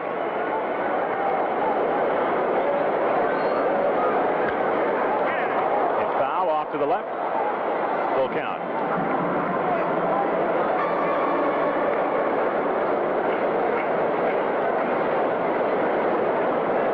Two hits for the Nationals tonight, the homer by Concepcion and the triple here by Jones. Well, you can see on that last shot where Robin Young and Bobby Grich are playing. Of course, you can play back a little bit further on the artificial surface. That ball's going to get to you much quicker. And it's outside for ball 4. Second walk given up by Eckersley. Runners at first and third with nobody out. And Pete Rose, who fly to left in the first inning, coming up. Remember, coming into this game, Eckersley had only walked 23 on the season. Al emphasized his great control. But now, the All-Star game and the National League seeking to assume early command. Infield looking for a double play. They'd give up a run if they're able to turn it. Raines got to go at first base.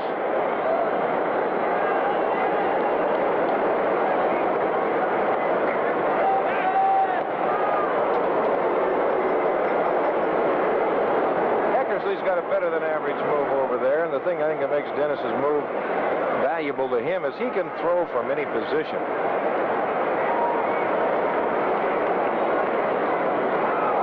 Raines not going, and the pitch misses. 1-0. Raines at first base. There's Jones at third. And Tim with 39 steals. Lonnie Smith is the leader of St. Louis, 41. Omar Moreno of Pittsburgh and Raines are next at 39. But of course, they all pale in comparison to Henderson with 84.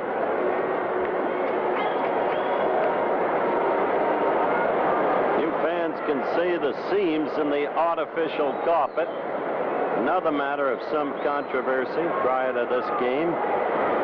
There goes Raines, a huge jump and no throw. Just doing the wise thing, holding on. He had not a prayer. Now that is the only problem that Dennis Eckersley will have, is he has that high leg kick, and boy, that is just inviting all kinds of trouble. And you get a man at first base who can run a little bit, and you have that high leg kick. There you see Raines, Eckersley starting.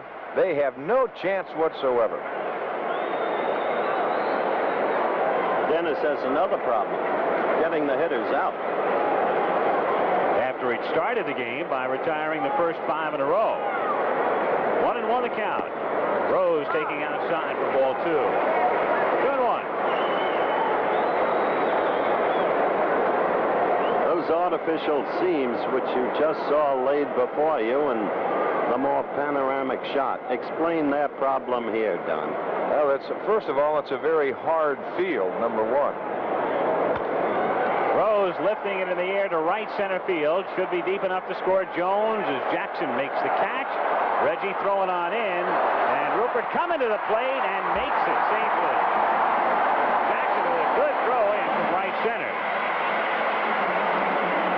Took the speed of Rupert Jones to beat the tag because Reggie made one whale of a throw. He really did. He did. A happy National League dugout.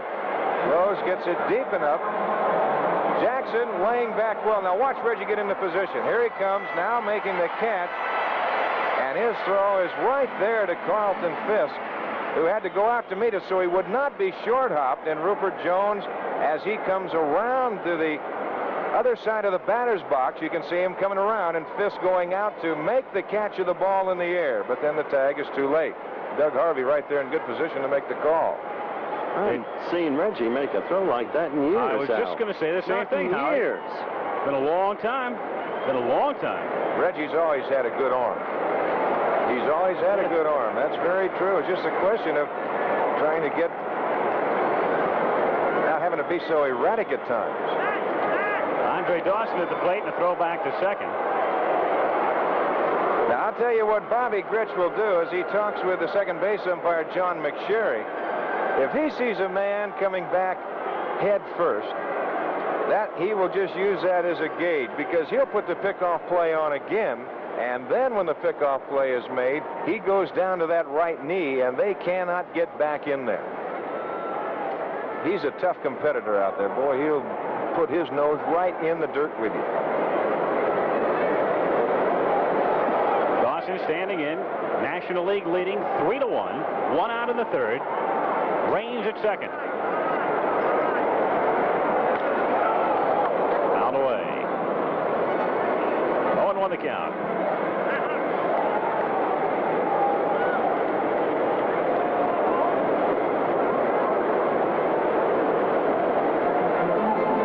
The American League got on top in the first. 2 singles and a sacrifice fly by Jackson, but a home run by Concepcion with a man on in the second. And a triple by Jones and a sacrifice fly by Rose here in the third. 3-1 National League. 0-2. Eckersley ought to be in as good a shape to start this game as anybody. He pitched last Friday, went 9 innings. He lost that ball game by a score of 4-1. As a matter of fact, all 4 of the starters on the American League club lost their last outing. Eckersley and Bannister pitched Friday, Guidry Saturday, and Clancy on Sunday. To the plate 0-2 and a check swing foul over by the commissioner's box. Well, we just sort of waving a hand at that one as it went by. Sort of like Howard in the booth, Don. Howard's safe here because we're too far from home plate. He doesn't have to worry about the foul balls here. And Butch Hobson's not up. Yeah, right. At Fenway.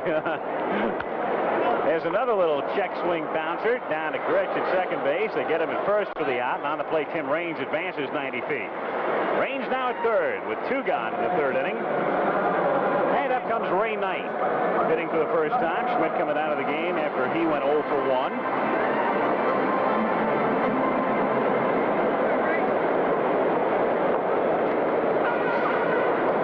Fisk and Eckersley will get together. What a year he's having. Solid player. You hit the way he's hitting in the Astrodome, you're hitting. That's right. He can always throw out the home run stats for the Astros. You're not going to hit very many down there. Knight, third in the league in hitting. Raines at third. Great speed. 2 down. 0-1. This place would erupt if Tim decides to steal home. Well, Dennis Eckersley knows about the speed of Raines. You see, he's not pitching from a windup. He's going to continue to work out of that stretch, so that'll make it a little bit tougher. And, of course, Brett has to play back at third, and you've got Yount having to play a little deeper at short, so that whole left side is back. Knight popping it up. Bobby Grich getting underneath it, and that's that in the third inning. The leadoff triple by Jones pays a dividend. A run, a hit, leave 1 into 3. It's 3-1 National League. It's a special thrill to be the star of the All-Star game in front of your hometown fans. Al Rosen, now general manager of the Houston Astros, was the star of the 1954 game in Cleveland. My greatest thrill in the All-Star game was the second home run I hit in 1954. Johnny Antonelli, the pitcher, Roy Campanella, the catcher, and as I rounded third base and came home, Roy was standing there to greet me and said, "Don't tell me you're not the best guess hitter in the game today. Nobody could hit that pitch out had they not been guessing."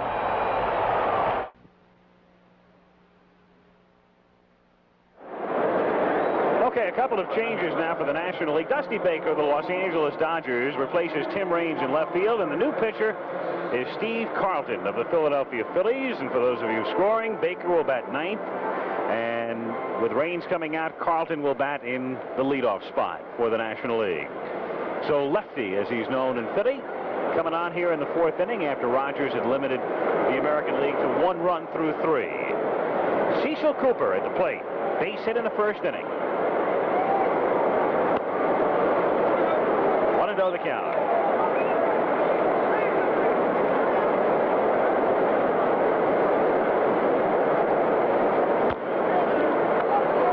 Even now at 1-1, Cooper to be followed by Yount and Grich. Well, you think of the start that Steve Carlton had this year and what his record is right now. He's really been pitching some good baseball. His record as of today, 11-7. He was 0-4 earlier this year. 1-2 the count.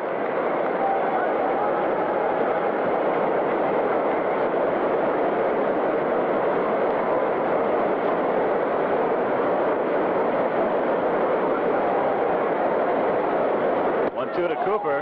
Breaking ball. Carter ready to whip it around, but Harvey says no, sir. Coop was a little worried about it. Looked back, checked the call.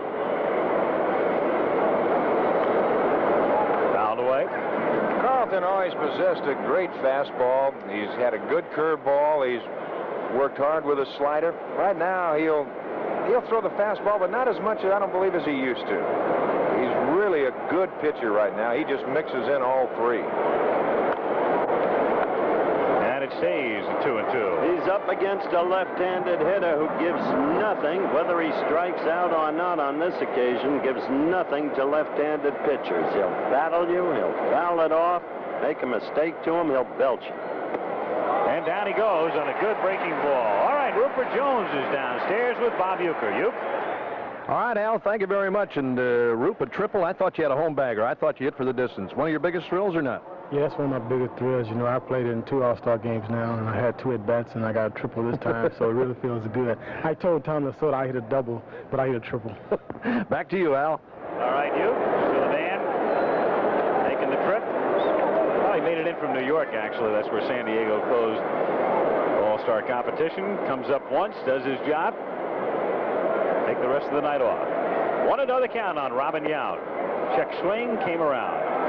1-1.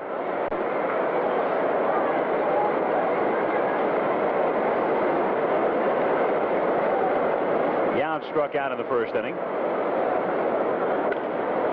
Grounded foul. Of course, Milwaukee just starting to come into prominence last couple of years. It's one of the smaller major league markets, and Howard was talking about Cooper. I agree with you. I think Cooper is probably as good an all-around player as there is going today, and a fellow like Yount, and yet not that well known yet.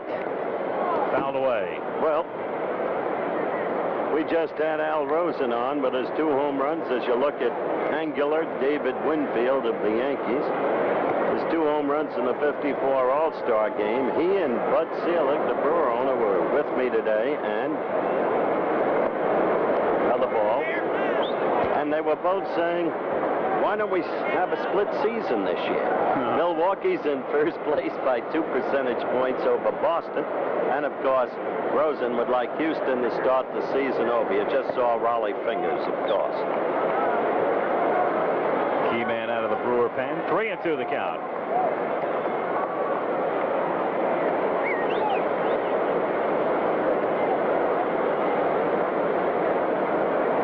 Bobby Grich will be next. And Robin Yount is on. First walk issued to an American leaguer tonight.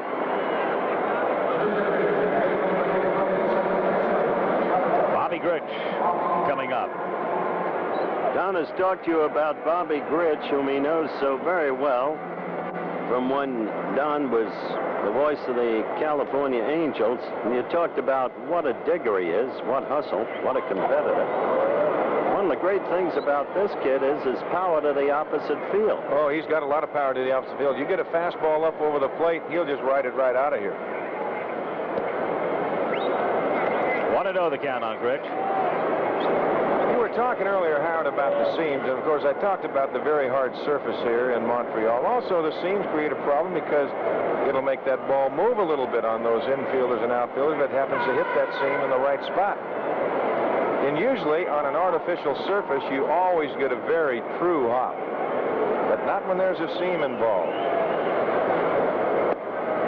1-1. This field was in such dastardly shape earlier this season that when the Expos went on the road, I believe they spent something like $100,000 to do some patching and repairing. That's true, because the seams here are splitting, which was the essential point I wanted to get to.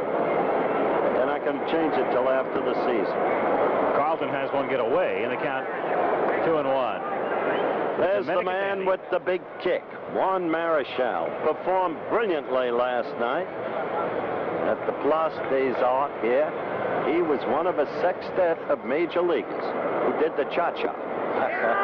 2-2. Manny Sanguin, Raw Bobby Thompson, Juan Marichal, Minnie Minosa, Claude Raymond, and Orlando Cepeda. Full count. Carter looking out back to the bag at first, so 3-2 with one down. Well, I'll tell you, Marichal sent a lot of National League hitters back to the bench with the cha-cha, too. I told him earlier, I told him earlier, I'm looking for Roseboro. That's all over. That's what he said. That's a great story from baseball that Don Drysdale was an unwitting witness to. Well, I'll tell you how that happened, and it was where they got in a little battle at home plate, and of course Juan Marichal. I was on my way to New York, Howard, because I was going to open up the next day against the Mets, and I had a nice little flight, watched a movie, and I got to New York, and I saw the bad incident where he'd hit him over the head, and there were some writers out there, must have found out that I was on the plane. And they asked me, as Bobby Gritz draws the walk, they asked me, what'd you think about the fight? And I said, fight? You know, they said, yeah, the fight. I said, well, I don't know. It must have been back in the coach section, because I said, I was up in first class. I never saw a fight. Well, here's Carlton Fisk, first and second, one out. The classic shot of Carlton Fisk coming up right here. Game 6, 1975 World Series. Score tied in extra innings. To left field. Is it fair? Is it fair? It is. One of the most remembered scenes in baseball history. Oh, incredible. Classic game. Bernie Carvel with a 3-run homer to tie it. So they went to 7, and the Reds won it the next night. Keith and I had Carlton this year on a Monday night in Comiskey Park when he hit 2 home runs. They came from way behind through Carlton and beat Oakland that night. 1-1 on Fisk. Controversy in his, Billy. In the New York papers today about Carlton, he said, we play this game for fun. I believe his remarks were taken out of context, as the article sought to connote that he didn't care about winning. Well, that's completely wrong if you know Carlton Fisk. Exactly right the point. That's the point. Fisk at the plate, 2-1.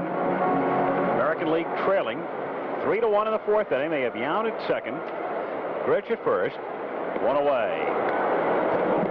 Now we're even, 2-2. In the National League bullpen, it's Tom Hume throwing. Of course, Tommy Lasorda hopeful that Carlton can give him 3, but Steve a little shaky right now, and so he gets Hume up.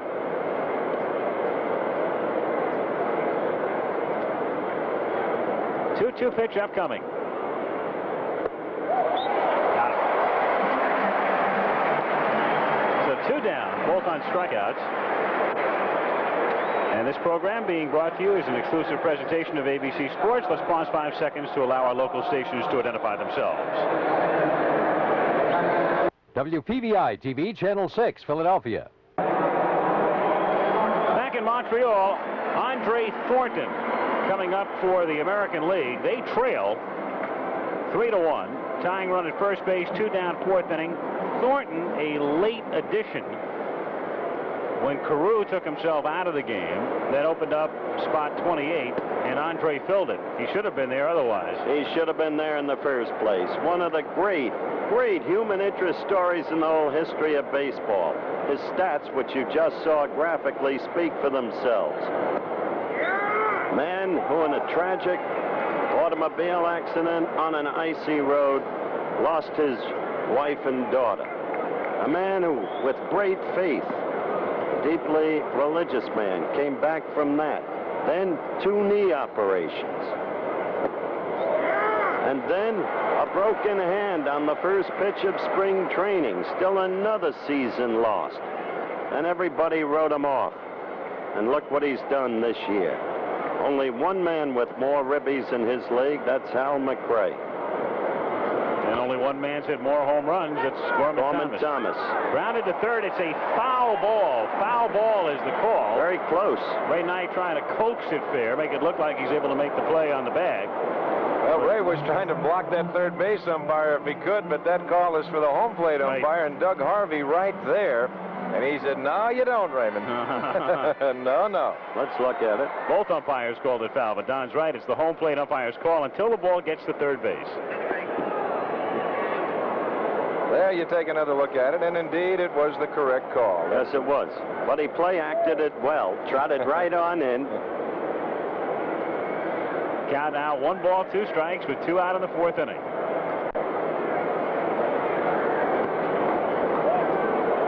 Even now, 2-2.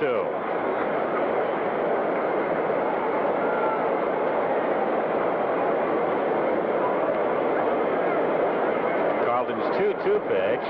Swung on and missed, and so Steve walks 2 but strikes out 3. And at the end of 3.5, still National League 3, American League 1. My American friends introduced me to my favorite beer, light beer from Miller.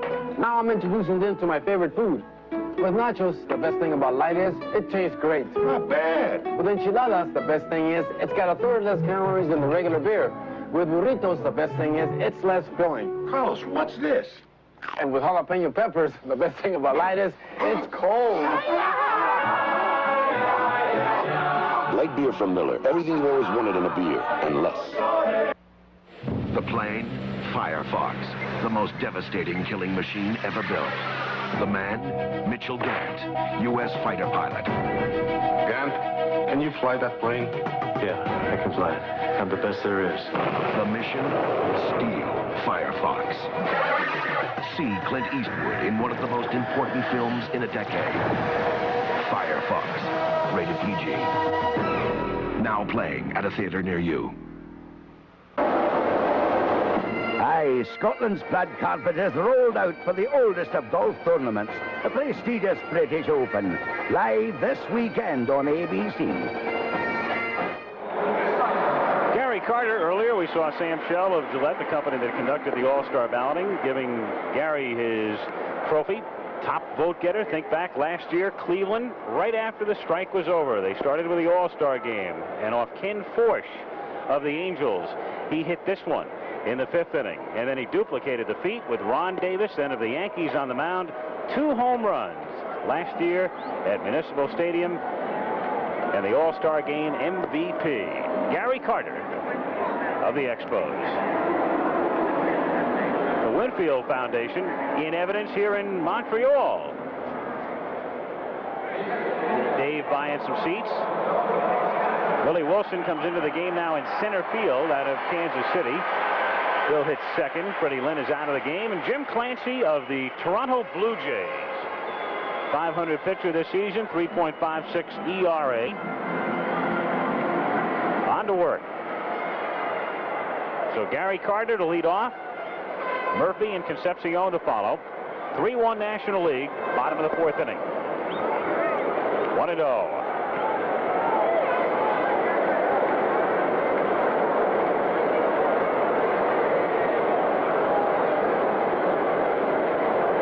Grounded out in the 2nd.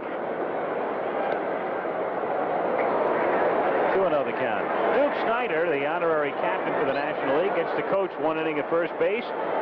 There he is on the lines. My boyhood idol. Love that man.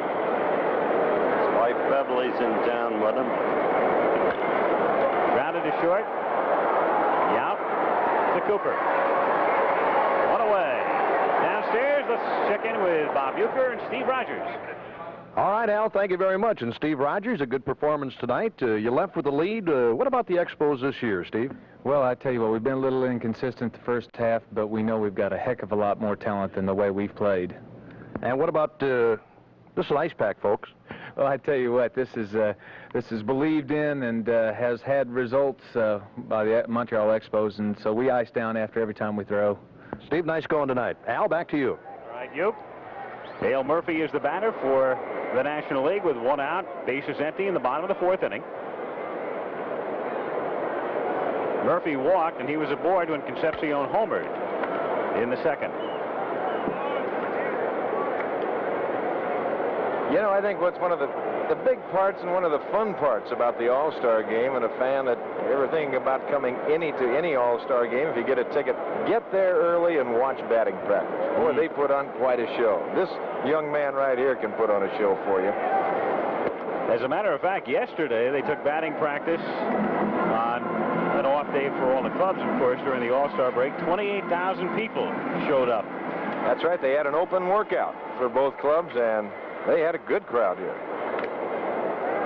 2-2. That should become traditional, no matter where the All-Star game is held. Floyd Bannister of Seattle. What a marvelous year for the Mariners thus far, loosening up for the American League. Crazy races right now. National League West looks like it's upside down. Seattle's in the thick of things in the American West.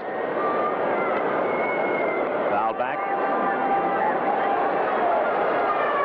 Nancy Murphy and the younger Murphys enjoying the All-Star game in Montreal. Their man leading the majors in home runs.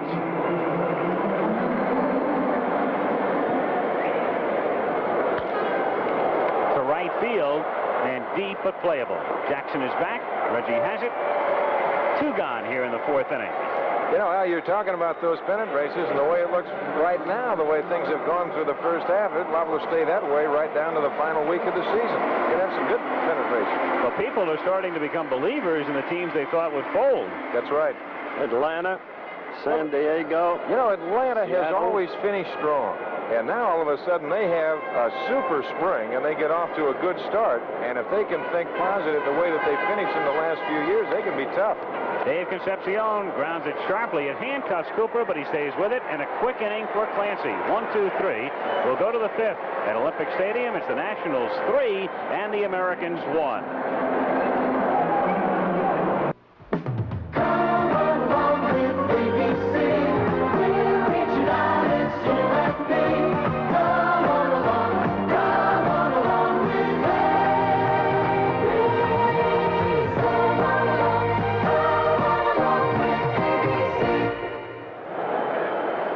Olympic Stadium glowing in the warm Montreal night. 59,000 and change looking on here. The All-Star game, the 53rd. So far, the folks are happy. Their club leads, Nationals 3, Americans 1. 5th inning, Ricky Henderson of Oakland takes a strike from Steve Carlton. Willie Wilson is on deck, and then we'll see George Brett. Henderson scoring the American League run in the first. 1 for 2 on the night. Yeah, Billy said he was going to run them wild. I don't know how. This is the only runner he really has on the team. Cooper has pretty good speed going to first, as he proved on his infield hit. Man coming up next can run, too, though he's been hurt part of the season, Willie Wilson. Yeah, he's in there now, so he has the speed. 1 ball, 2 strikes on the crouching Henderson, who hits it into right field for a base hit. So now we'll see if they go to work on the bases. Ricky 2 for 3 with a base hit. Sparky Anderson coaching first base, and up comes Willie Wilson. Well, the first thing that Sparky's got to be telling Ricky Henderson at first base that, hey, be alive on this big guy, because he's got a good move. You could almost read his lips, exactly what he's saying. Ricky, I know you know the American League, but this guy has something special right now. That's right.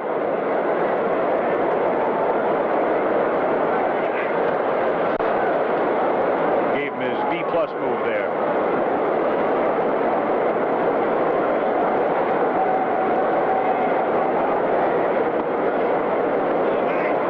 The count. You think they don't have a little part of a relay team going right now? Henderson at first and Wilson at the plate.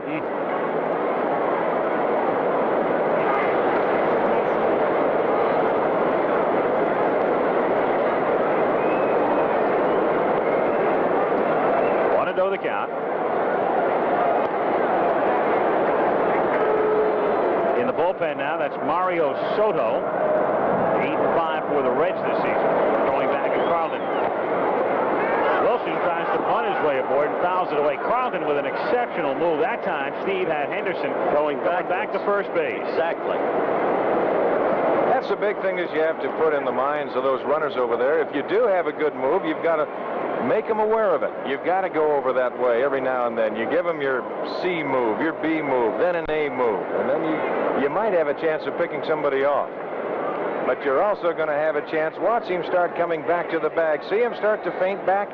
And now here comes Carlton to the plate. 1 ball, 1 strike on the switch hitting Wilson.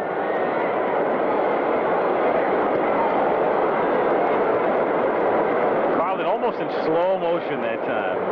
Like he's prone to do. Well, that's the way a left-hander, you can come up with a good move that way. If you can have the body balance and you have the right kind of mechanics and you can balance on that left leg, you can hold those runners right there because you don't have to commit yourself coming to the plate. The only time you have to do that is when that right foot comes back behind the rubber. Then you've got to go home. Comebacker. Carlton to Concepcion and back to Rose. They turn a double play. So you've got Henderson at first and Wilson at the plate, and you still get 2. Well, that little man at shortstop turned it over well, and he got a great throw from Carlton. Carlton just kind of took his time for a moment. Watch the ball hit back to him. He's got it now. He looks down, taking a little time, gets a good grip. Look at the throw right there to Concepcion, right where you want it, and they double up Wilson with ease. And they had Willie running from the right side. Right. Which makes a big difference. Buddy Bell. Buddy Bell hitting for Brett here. Brett was 2 for 2 while he was in. Half swing and a miss. 0-1. Oh, there's a great camera. Now you can sit back and enjoy that shot right there and just watch the way Carlton works. 1-1 the count. Alan Roth working with us in the booth tonight. Watched All-Star games for years. Buddy's dad, Gus, former member of the Cincinnati Reds. Great player in his own right as it's hit foul. Just out of play. 1-2. Saw Gus in the lobby yesterday. Follows Buddy around. He looks the same, doesn't he? He really does. He looks in great shape. There was a year when Gus, Wally Post, and every member of the Cincinnati Reds That's right. voted on to the All-Star team. That's when they took the balloting away from the fans for a while. 2-2 the count. In the meantime, in the 4th inning, Carlton had some apparent trouble, walking 2 in a row after striking out Cooper. Then he found a sinker, worked it beautifully, and fanned Fisk and Thornton consecutively. Watch that curve, right, that slider. There's the slider in there. Then he'll come over with the curve ball, take just a little bit off, move the fastball outside, move the fastball in, back you off. Look at that. And struck him out. So no runs, a hit, and nobody left on. Keith Jackson will have the play-by-play for you the rest of the way. We're halfway through, middle of the 5th. National League 3, American League 1. We're about to witness a most extraordinary scene. We've explained to you earlier that part of the very rich baseball heritage of this great and continental city, Montreal, was lodged in the advent of Jackie Roosevelt Robinson into organized baseball in 1946. Mrs. Robinson has told you of the great happiness she and Jack found here during that year. Now, as a tribute to that heritage, you're about to see a special ceremony. Mrs. Jackie Roosevelt Robinson, Rachel Robinson, together with Jackie's close friend, the captain and shortstop of the Brooklyn Dodgers, Harold Pee Wee Reese, escorting her, moving out to the pitching mound. The crowd having already been apprised by the public address announcer of the occasion and what's happening.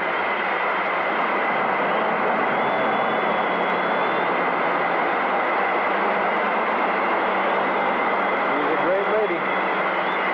Certainly is. And they both look so remarkably well. Now in their 60s. The doty little captain who belongs in the Hall of Fame, and Rachel Robbins. Okay, Keith Jackson. Lovely ceremony. Memories come flooding back when you think of the name Jackie Robinson, because it's so applicable in so many ways in the game of baseball. As we go to the bottom of the 5th inning. The score is 3-1 for the National League over the American. And Manny Trio stands at the plate, swinging and missing as Floyd Bannister comes in to pitch. The Seattle Mariner leading the American League with 110 strikeouts, with a record of 8-5. Bannister to Trio. Breaks it inside to make it 1-1. Bannister is a young left-hander that so many clubs are very interested in, because at the end of this year, he will be eligible to become a free agent. That pitch missing behind the plate now. Lance Parrish of the Detroit Tigers. At third base, it is Buddy Bell of the Texas Rangers. Willie Wilson, you have already been informed about, in center field. And over in right field, the big Yankee, Dave Winfield. And there's a shot up the middle for a base hit for Manny Trio. So the Philly gets the Mariner and nails him for a base hit. Dusty Baker comes to the plate now. Dusty hitting .294, very sore face because he was struck by a foul ball, causing 2 small fractures over his right eye. When he met his wife Harriet the other day, she was terribly concerned about it, as young Steve Sachs, the brilliant Dodger rookie, is now running at first base for Trio. He is a second baseman. Sachs has speed, he has a foot hooked on the rug, and the pitch comes in from Bannister and misses for ball 1. There's Dusty's wife Harriet. We all, with the Dodger organization the other day, all aboard the plane as I came in from the West Coast. And she among the group. Sachs dances, and Bannister misses outside. The National League on top of the American 3-1 at the bottom of the 5th inning, and threatening right here to get some more.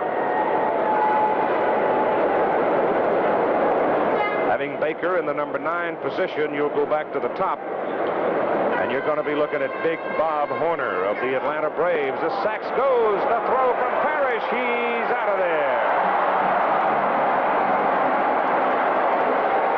Oh, I'll tell you, Parrish threw a seed. Oh, he's got a gun behind the plate, and you have to have an extraordinary jump to steal a base on him. Look at this throw to Bobby Grits right there. Looked like Steve came up a little short. And there's big John McSherry right there to make the call. Sachs had a decent enough jump, but you're right, he did start a little soon. And he was a dead duck. John McSherry standing on the plate to make the call, and now Dusty Baker hits a high fly ball out to the left side, and Henderson makes the catch. Now let's go to Bob Uecker. All right, Keith.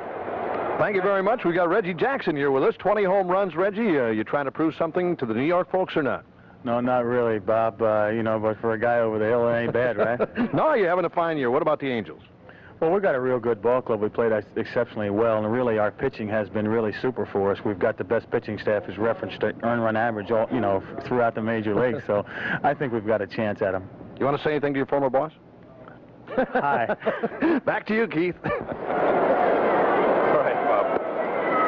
Horner stands at the plate, and with Horner and Murphy, that's the wheelhouse of the Atlanta Ball Club. 18 home runs, and normally Horner will hit him in clusters. Swing and a miss there. Boy, Boy, he's got a short, compact swing, Keith. Watching him in batting practice is just amazing, that the power that he can generate with that very short swing. Got that bat right straight up and down, and he starts it right from there. Bouncing at the plate. I stood down there behind the cage today and watched him hit for a while until he peeled one back in the screen with such force that I decided I'd leave, considering my expensive venture. But I'll tell you, he generates as much power as any man I've ever seen from a short stroke, which means there's great hand action in there. As you just saw, 7 homers the last 11 games. Atlanta with a great lineup. That pitch is high. And what a year Chris Chambliss is giving them. Well, they're all having solid man. That whole ball club's having a good year. Joe Torre and his coaching staff, they did the same thing with them. They taught them how to win. Warner hits it in the air to the left side, not too deeply, and it is going to be caught by Ricky Henderson. So we have finished 5 innings of play in this 1982 All-Star game, with the Nationals leading 3-1, and we'll be back with more baseball after this word from our local station. Now this looks like a good fight. Unbeaten American Davey Moore defends his WBA World Junior Middleweight crown against Ayub Kaluli, the former champ. Now first ranked, just first rate. Plus buckets of fun in the fireman's competition. Follow the road to ABC's Wide World of Sports Saturday.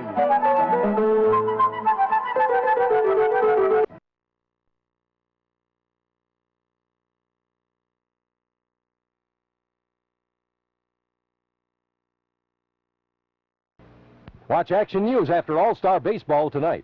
Dave Winfield will lead off for the American League. Dave is a complete athlete on the baseball diamond.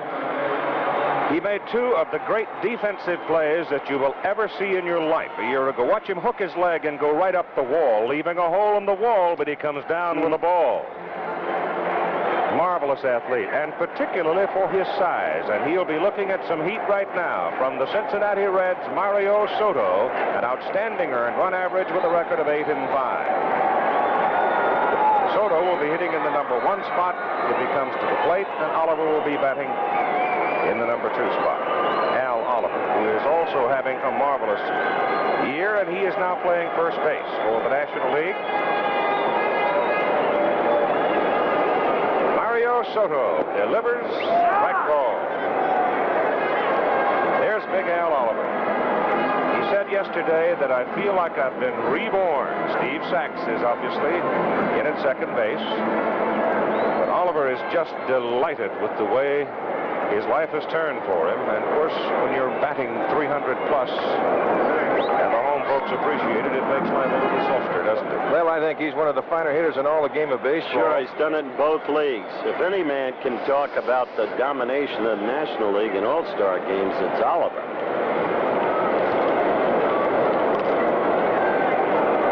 He's been there for both. A 2-strike count. Winfield shoots it up the middle. Base hit for Big David.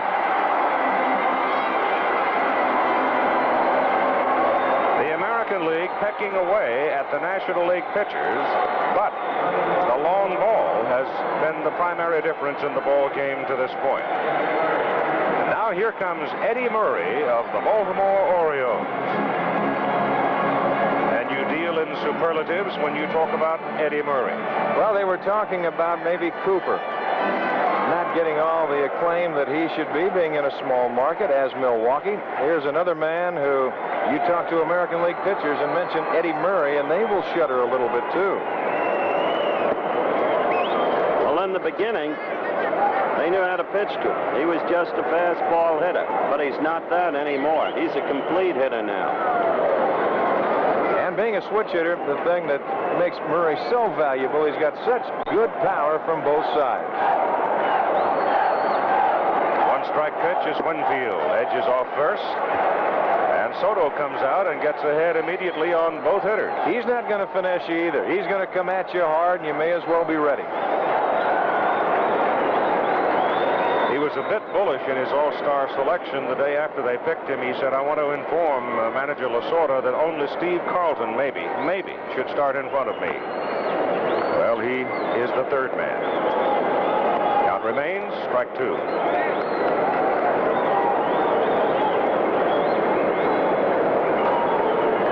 I guess the combination of Murray and Singleton as switch hitters in the middle of the Baltimore lineup is as good as it's ever played as far as switch hitters are concerned.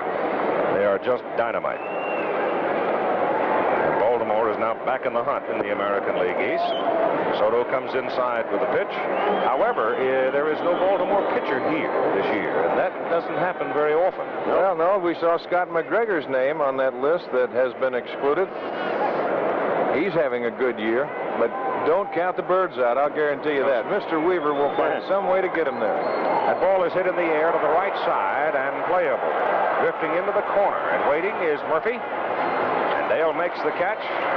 Winfield bluffs and holds at first base. One out.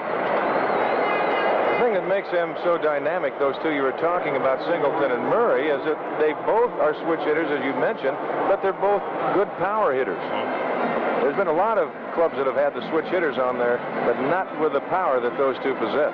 It's not popularly recognized what a patient manager Earl Weaver is. Early in the year, his patience was driving owner Edward Bennett Williams crazy because Williams wanted Singleton, who was slumping terribly, taken out. Robin Yount, who is the only shortstop on the American League roster, though Toby Harrah has played there some in previous years, swinging and missing. And Carl Yastrzemski has moved to the on-deck circle. Earl stayed with Singleton, net. Singleton is hitting the way he can, and he and Murray are what Keith has described. Tremendous switch-hitting combination. Pitch is inside. To Yount. There's Yaz. What a fine man. What a job Ralph Houck has done with the Red Sox. We'll see them Friday night here on ABC. Ralph's up in Vermont with his wife Betty, taking 3 days off. They let the whole Red Sox team have a 3-day vacation. They've been in a relatively mild slump, and they thought that rest would help the whole team. Soto chases Winfield back.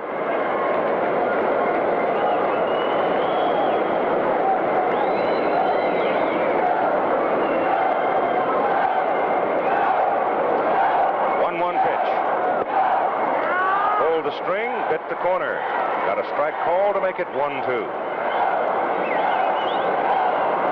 Well, what usually happens in an all-star game, when you do have the caliber of pitchers that you can get on a staff, I don't think you're going to really see too many blowouts. That goes sailing as Yount swings and fouls it away. And it basically goes back to the old cliche in the game of baseball where good pitching will stop good hitting, and that's what you have in the All-Star game. Difference in this game thus far, the long ball. The homer by Concepcion, the triple by Rupert Jones. The National League with only 3 hits.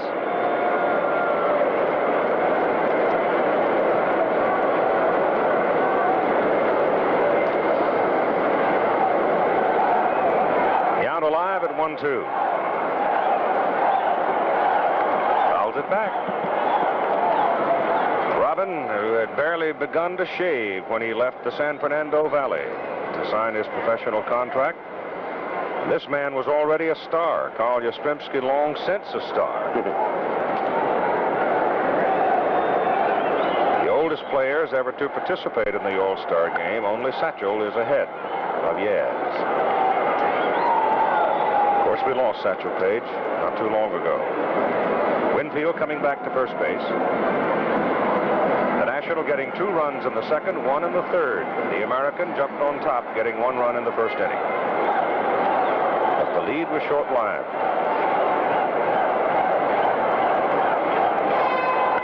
Soto's heat. Drilled at third, go to second, got 1, back to first, and the ball goes sailing away as Winfield gave Steve Sachs a bit of a lesson at second base. There's been so much talk about the National League playing hardball. I think Winfield read the story. Well, of course, Dave started in the National League with the Padres. He knows how that game is played, but here The throw a little late. You see Winfield coming in and Sachs up over the top. That throw going down the dugout, and Yam goes to second base, and Sachs will draw the air. That will be the first error of the ball game, and the hand in the background, and a standing ovation for Carl Yastrzemski.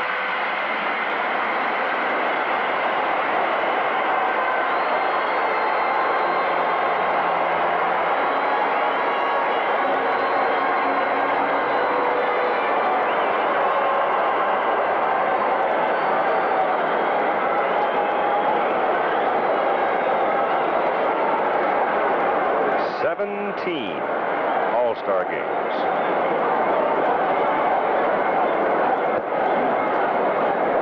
You don't just get to that many All-Star games by compiling numbers. There has to be more to it. Of course, there is so much more to him.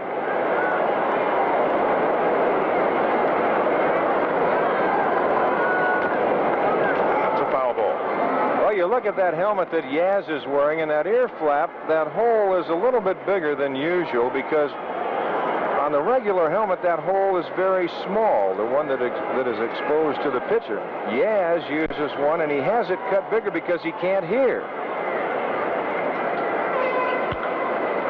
That's foul ball.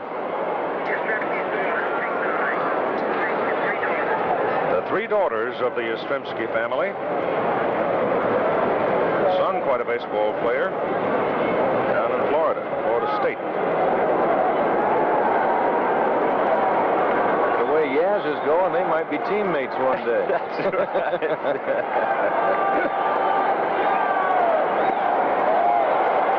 Soto blows him down. So Yastrzemski strikes out. The American League gets a man to second base, can't do anything with it. The score remains National 3, American 1.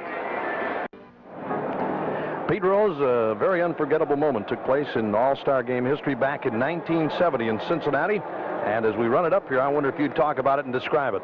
Well, I'm running third. Hickman got to hit the center, and I start to slide head first right there, but I saw I couldn't be safe because Fosse was blocking the plate, and it was my advantage because he was reaching for the ball, and I happened to hit him at the right time, and I scored the winning run in an extra inning ball game. And I missed 3 games, but unfortunately he separated his shoulder and played the next month with that, and it sort of ruined his career. But I think you have to try to do anything. I think that was a clean slide because of the way he was positioned at the plate. You're no catcher, you know what I mean. And I didn't try to hurt anybody because he was at my house till 3 in the morning the night before, and I was just trying to be safe playing in Cincinnati.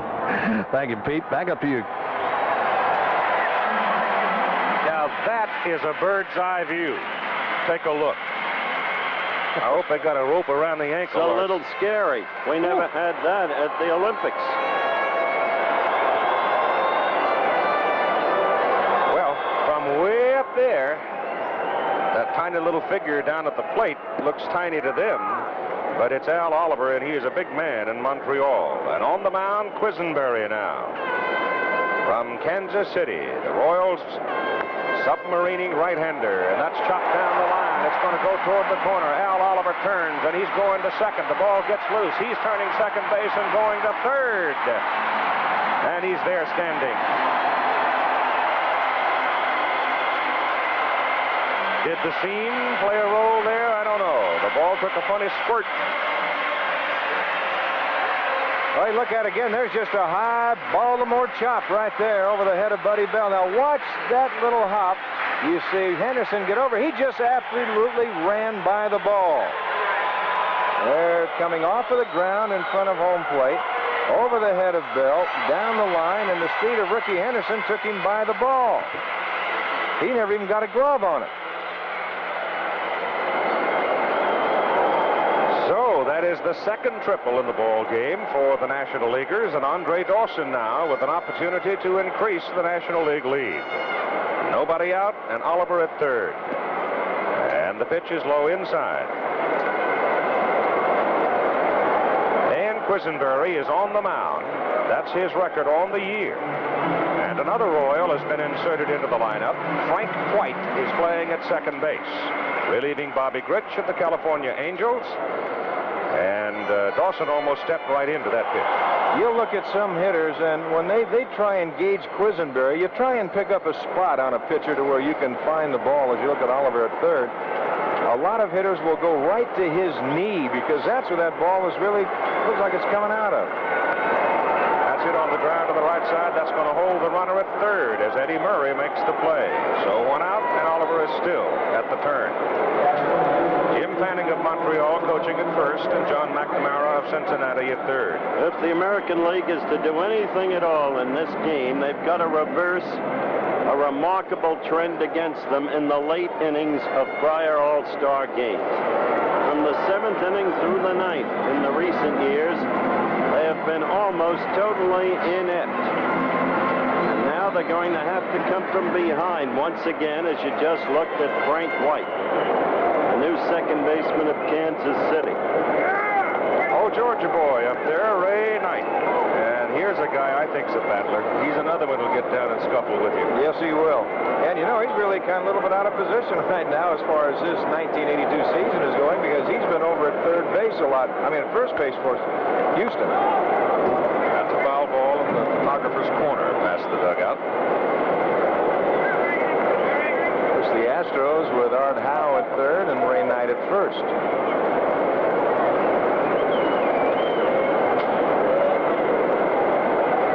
Carter is the on-deck man.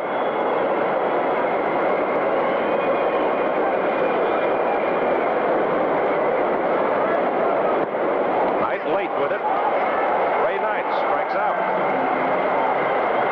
Well, that goes back to a statement that I can think of the California Angel manager Gene Mock making to me. He says one thing that he likes about Quisenberry, and you've got to respect him for it, he can close you down in the late innings.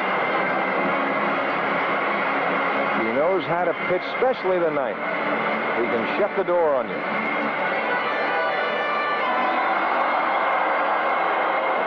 The Expos catcher, Gary Carter.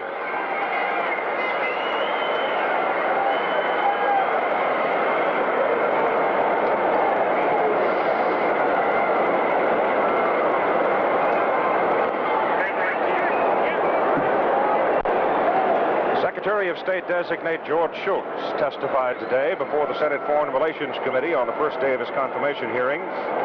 Nightline tonight focuses on Shultz's views of American foreign policy interest and on the influence of the multinational corporations on foreign policy making. Nightline immediately following your local news tonight.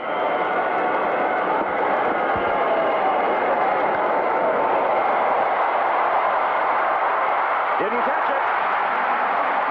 Oliver scores from third, and it's a 4-1 ball game. Willie Wilson did not get a good jump on the ball at all. He certainly didn't, and it's still another evidence of the National League doing what they have to do when they have to do it. Big, big insurance run. Great effort right here by Wilson, and boy, it's hard diving on that artificial surface. Carter comes out now, and Tony Phenia goes in to run for him. The young catcher from Pittsburgh. Boy, is he a dandy. National now with 5 base hits. Don't ever think catchers can't run either with Mr. Phenia. This guy can haul it. How do you like the way the Pirates have come? Charging. That's foul ball. Big figure in their resurgence. Phenia, Dale Berra. Dale Berra, absolutely. The return of Dave Parker, who had 2 home runs in one game just a few remarkable games back. pitching by Don Robinson. Oh, yes. It's really been something. Oh, I could see that happening the first week of February at Bradenton. His arm clearly was right. Murphy swings and misses. Quisenberry, of course, like Kent Jacoby, brings the ball underneath. Jacoby, in explaining the physiology of it, says it's the least demanding pitching motion because the muscles continue to rest on the bone structure. You don't relieve them off. The runner going, Phenia, in there, safe. Well, that's just what I was talking about. Don't ever think that catchers can't run because this young man can take off and steal any base for you. He just comes out from underneath his cap, and you've got that gun of Parrish behind the plate. He didn't get a clean throw away. It was a little bit to the inside, and White had to come back, and he had to come around.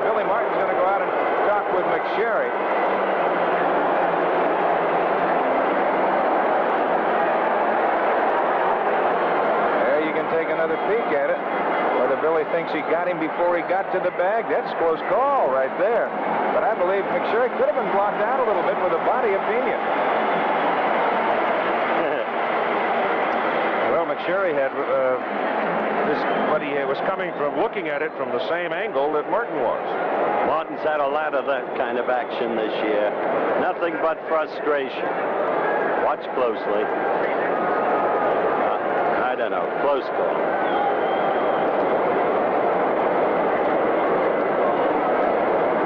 So Phenia is off second base, and Quisenberry breaks it off outside to Dale Murphy. Maybe he can get a little life into this American League bunch by that kind of... Probably what he had. Yeah, so... Here's another big kid that's fun to watch in a batting cage. Yes, sir. What does a ball jump when he hits it? That's a sharp shot for the third baseman, Bell. Bell scoops it and throws it and gets him just barely. So the Nationals add their lead to make it a 4-1 ball game over the Americans. And the name Dave Parker of the Pittsburgh Pirates came up a moment ago. My goodness. He's had his moments in this baseball classic as well. Dave Parker's career troubled by injury, but when the Pirate star thinks about the All-Star game, he will always remember saving the 1979 game for the National League. You talk about an arm. Remember this. The throw that I made in the 1979 All-Star game, where we're going into the bottom of the eighth inning and the score is tied. Brian Downing is on second base, and Greg Nettles is at the plate. Greg Nettles hit me a single to right field, threw it that situation at home plate. I make a good strong throw from about 300 some odd feet. Gary Carter makes a tremendous play at the home plate to strike out that run to keep the game tied going into the ninth. The Olympic Park in Montreal with the centerpiece, the stadium, glowing tonight with 59,057 people, third largest in the Olympic Stadium history. And the picture coming out of the Goodyear Blimp Enterprise that bumped along up here from Florida, took them 5 days at 35 miles an hour. Phenia is back at the plate now as Lance Parrish, the American League catcher from Detroit, stands in with impressive numbers for 1982, and Mario Soto is on the mound. High fly ball lifted out to right center and going deep. Will get it off the wall. Double for Parrish. That ball was hit and hit hard. Parrish got off to a very slow start this year with the Tigers, and all of a sudden he has caught fire, and he has really come on. You see, Lance doesn't have his batting helmet, using one of the Cleveland Indian helmets. Frank White will come to the plate now. Ball had deceptive carry to it, Don, in the beginning, because it was a low ball that he hit. It didn't look like it would go that far, but well, of course, hardly driven. When you get on a hot evening and you get this many people in a ballpark, that ball's going to carry a little bit more, and indeed, this has been a beautiful evening for baseball and a lot of people. But he hit that ball hard to the opposite field, and he's got strength. He's a strong man. A pair of arms now in the National League bullpen, Greg Minton of San Francisco and Steve Howe of the Los Angeles Dodgers. Lefty and a righty. Soto comes with a fastball. White swings through it for strike one.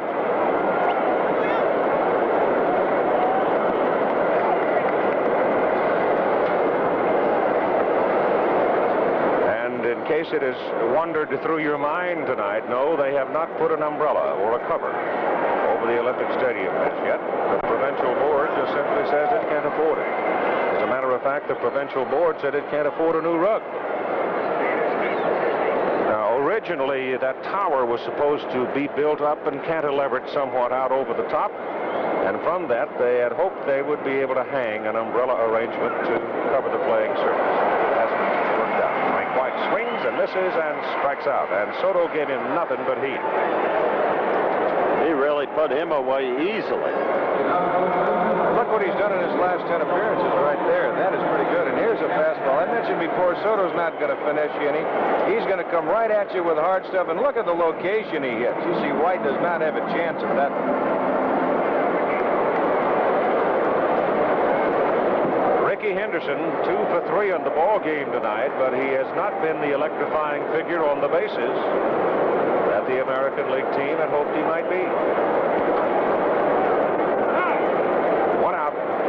But there's good reason for that, Keith. First time up, led off the game with a single, and then Brett got a single after Lynn had been retired, and then Reggie hit the fly scoring. No need to run then. Second time up, double play. Walton holding him to the base. Superbly well. The author of Fernando Mania.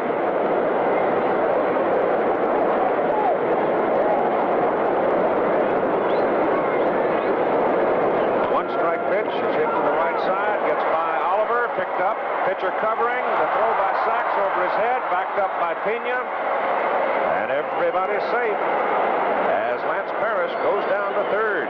So with 1 out now, you have base runners on the corners. I don't know whether they would have had a chance to get Henderson on that play or not. They give him a hit, huh? They have to give him a hit. The way he runs. That ball's by Oliver. Now Sachs over to back up. He gave the throw a little high, and of course he's in an off-balance position to make it. But they would not have got him anyway. No you can way. see that.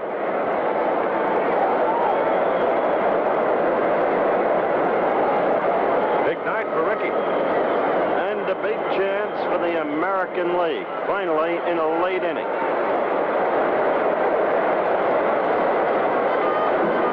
We are in the top of the 7th inning.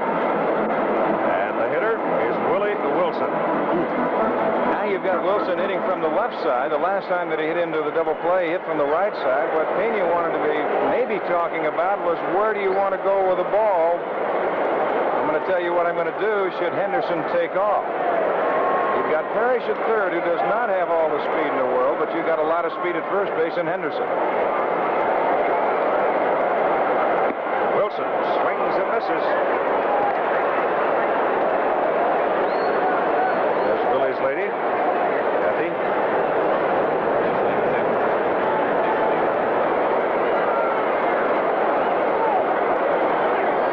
Nobody goes from first to third faster than Willie Wilson, I don't think. Nobody.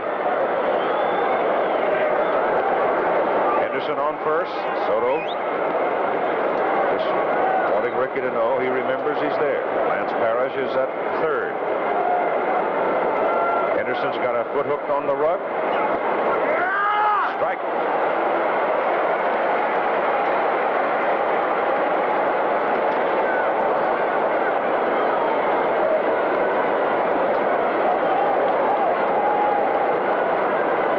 You've got another gun behind the plate in Phenia.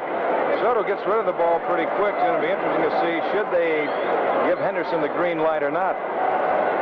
2-strike pitch. Henderson goes. Pitch is low inside. No play. That's what you got to do. Stir things up. The general rule, don't run. If you're behind 3 runs, it's the 7th inning. But with Henderson, you got to do it and stir things up. Well, he's a little bit out of the general category with his speed. That's the one thing. You can do different things with Ricky Henderson you can with somebody else who just has the average speed. Wilson can deliver. He's at 1 and 2. It's a 4-3 ball game, but he can't deliver. Soto shoots him down. Well, Philadelphia, you'll remember, handled Wilson with consummate ease in the World Series. That is very true. They did. The thing, Willie just did not have the kind of series that he is capable of having. He's a good ball player. There's no question about that. But this guy standing out on the mound right now, he's throwing a few peas up there, too. Buddy Bell with 2 out and 2 on. The Texas Rangers swings and misses.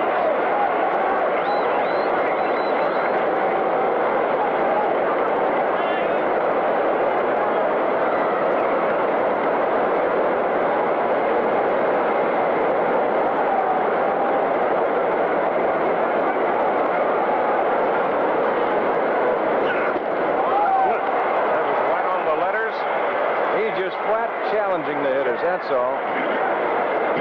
If you're going to do something against Mario tonight, it's going to be on his best stuff. That's his fastball. 2 strikes to Bell. 2 out and 2 on.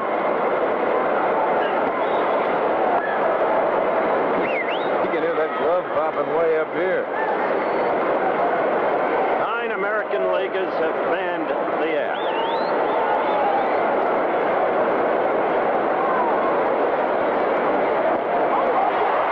Now 10. So Soto turns the American League away again, and the score remains 4-1, middle of the 7th. I love Ariel. I always loved Ariel. You told me you didn't know her. Yes, I learned only then that you were and had been sleeping with everyone. You went out with her. No, never. Writers, bankers, poets, the entire infield of the Chicago White Sox. So how do you feel about her now when you see her after all these years? Hey, trust me. A Midsummer Night's Sex Comedy. Rated PG. Starts Friday, July 16th. Check newspapers for a theater near you. Now you can get your copy of the official 1982 All-Star program, the same one sold at the ballpark. Just send check or money order for $4 to All-Star program, Box 9800B, St. Paul, Minnesota 55198. Please make your check payable to All-Star program. New York State residents must add appropriate sales tax. That's All-Star program, Box 9800B, St. Paul, Minnesota. Allow 6 weeks for delivery. The preceding message was furnished by Major League Baseball.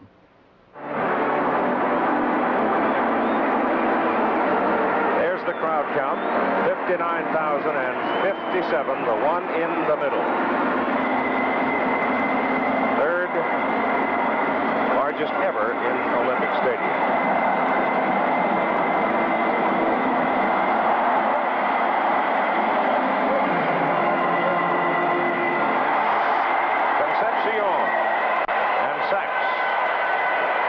Baker for the National League.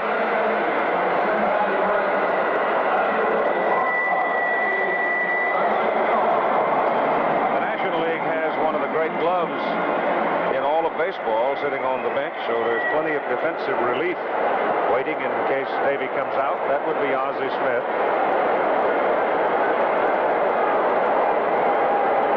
Now with the St. Louis Cardinals. It was Concepcion's home run in the 2nd inning that gave the National League its lead. Raleigh Fingers is now in the American League bullpen. And of course, Raleigh, while he has had his moments, there's a sharp shot in third. Bell can't come up with it. Buddy Bell cannot come up with the dart at third, and Concepcion is aboard.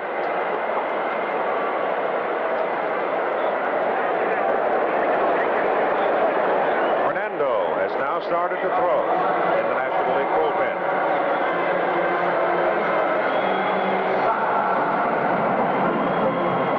You watch these 2 leagues year in and year out, and it's utterly mystifying.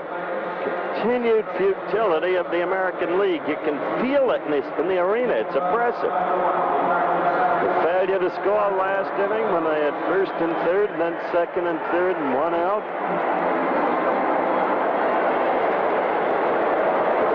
Lonnie Smith, isn't it, on first base, running? He's another burner. Yes, he is. Lonnie or Ozzie? It's Ozzie. Ozzie Smith. It's Ozzie. He'll go in to play short for Concepcion. Yep. They're both burners. Yep. Boy, did they make some difference in that St. Louis ball club as Sachs shortens up and misses off the bunt attempt. He got it out in time, I guess. But the scoreboard shows that he did, but the plate umpire, Doug Harvey, says, it's a strike. He held his position pretty well with it. It was about eye-high and very difficult to get down. Quisenberry on the mound. He is the 4th American League pitcher. Well, Soto might put something on here. He might. Big bluff at first, throw over there. He's back. Harris went after it.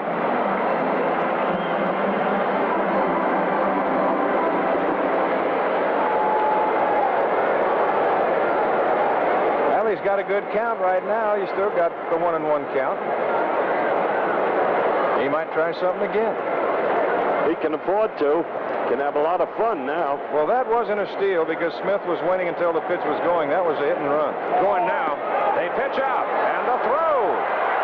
They got it.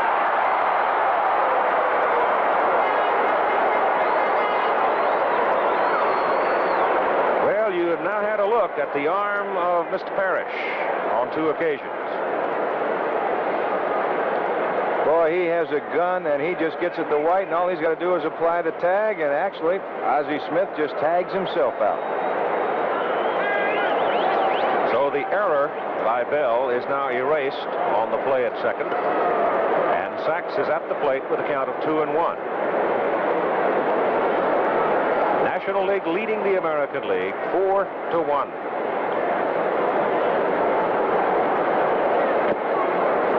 Sachs swings and foul tips it into the catcher's glove to make it 2-2. If the game ended this way, and now, who would be your MVP, Don? Yeah, you almost have to look at the man who hit the home run, David Concepcion. Sure. So no other place to go. Bell at third. Better hurry. Didn't get him. No, sir. Mr. Steve Sachs can motor. There's Steve's dad. He's got to be happy. His son gets a base hit in his first All-Star game. That's a high chopper, and Sachs gets out of the box pretty good, and Bell has to play it on that big hop. Now the off-balance throw. Buddy can make that play as well as anybody. It's a strong throw, but Sachs just outruns the ball. It's the National League that's doing the running, whether successfully or not. Dusty Baker.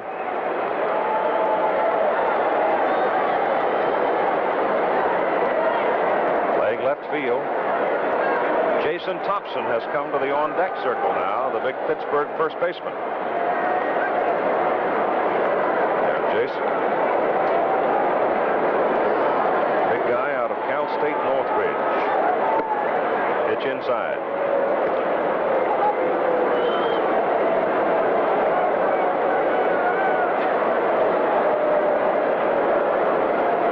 Dusty's had his moments in previous All-Star play as well.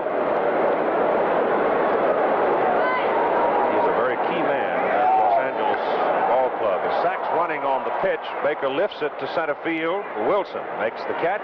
Sachs has to hustle on back to first base, and that'll bring up Jason Thompson. Now, Steve actually got down and went around the bag and then had to retrace his steps coming back. You can't cut across.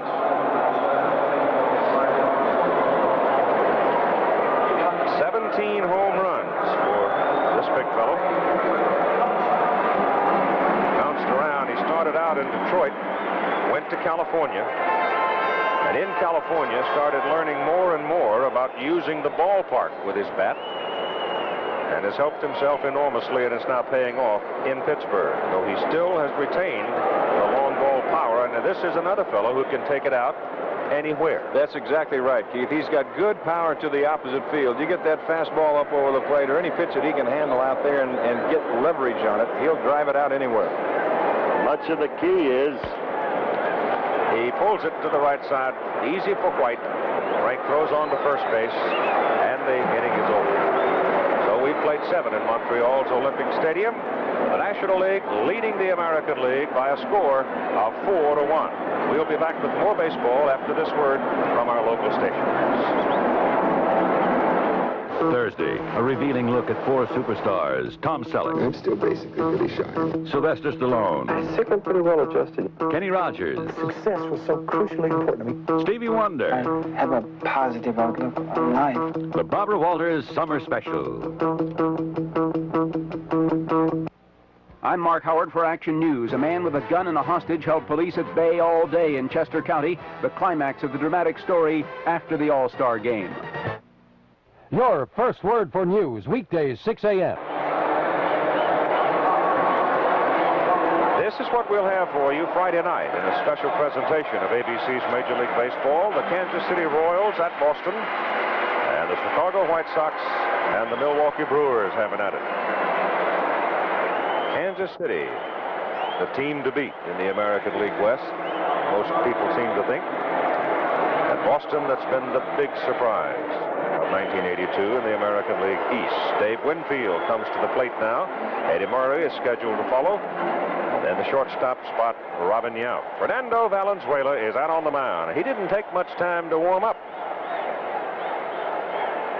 But what a story this young fellow was last year. He's in there with a strike on his very first pitch, and one of the guttiest pitching performances I have ever seen in my life last year in the Friday night game of the World Series. Well, I get a kick out of watching Tony Phenia behind the plate. Watch how he gets down. Scrooge just dives. That was not an impressive swing. That screwball can create that type of a swing. Well, they might be flirting with that record. Very easily.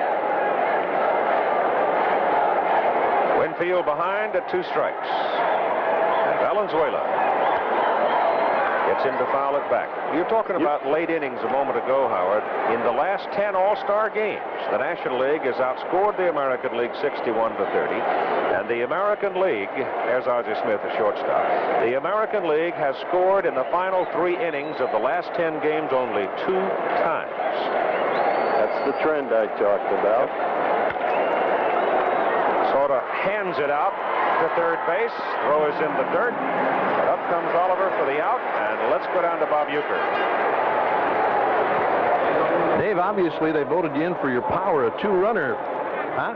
Well, I was really looking for something here, and he throws fastball up and here.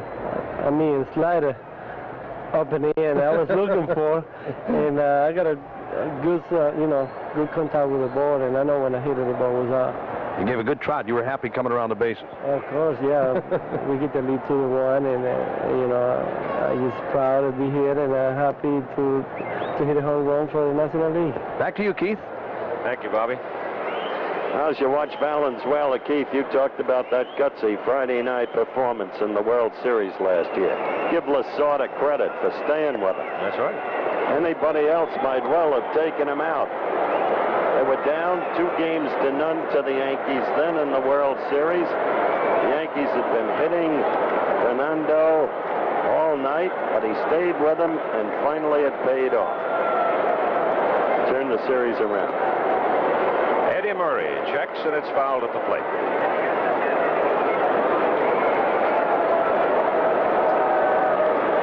There's Tom Lasorda, Chuck Tanner, manager of the Pirates.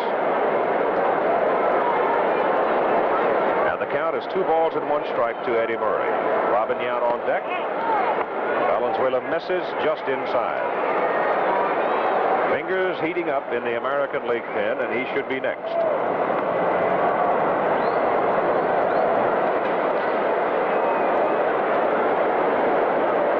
3-1 pitch.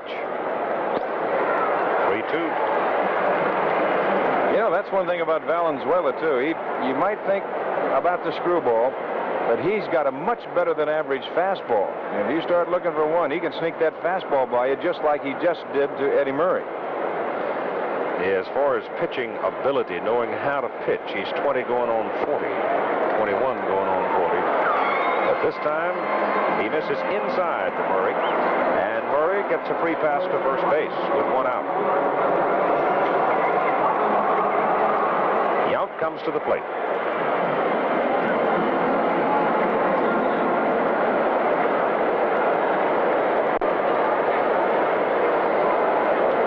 And again, we have action down in the National League bullpen. Steve Howe gets up, and so does Greg Minton. Valenzuela is in there with a strike to Robin Yount. Lee McPhail, the American League president, must be going out of his mind.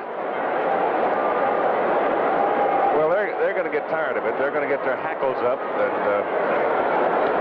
I don't know how. Maybe Lee ought to take the ploy of Warren Giles a few years ago and jump up on the locker box and do some more rating. That's a very, very important point you just made. Giles changed the whole National League attitude. Remember, in the early going, the American League had been predominant in the All-Star game play.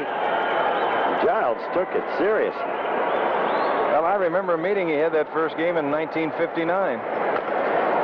Yount hits a sharp shot down third. Good play by Knight. He goes to second to get the lead man. He went the short way. Might have been his only opportunity. Good play by the Astro third baseman. It sure is, because when that ball comes off the carpet and can hit the dirt, it can also flatten out on you. He throws Eddie Murray out by 25 feet. I don't know what happened there at all. I don't know what Murray was doing. He might have thought it was going foul. He might not have picked the ball up. What did Giles tell you guys in 59? Well, he just told us that, boys, he says, we're not here to lose. He says, we're here to win. And he said, you can have all the fun you want. But he says, when you go across the lines, let's win it.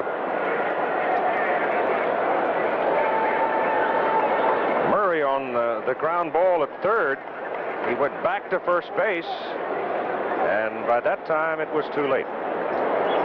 There's what a left-hander's move can do to a base runner. That's true, but this team looks utterly lackluster, Don. I don't see any spark, any fire the whole night. Well, good pitching will do it, Howard, and the National League has got excellent pitching tonight. Al McRae is up there, the DH and outfielder for Kansas City. Pinch hitting. You know, you're looking at a right-hander, Rogers, a left-hander, Carlton, a right-hander with a good heater in Soto, a left-hander in Valenzuela. You're back and forth all the time. Tommy's got the pitching staff set up well.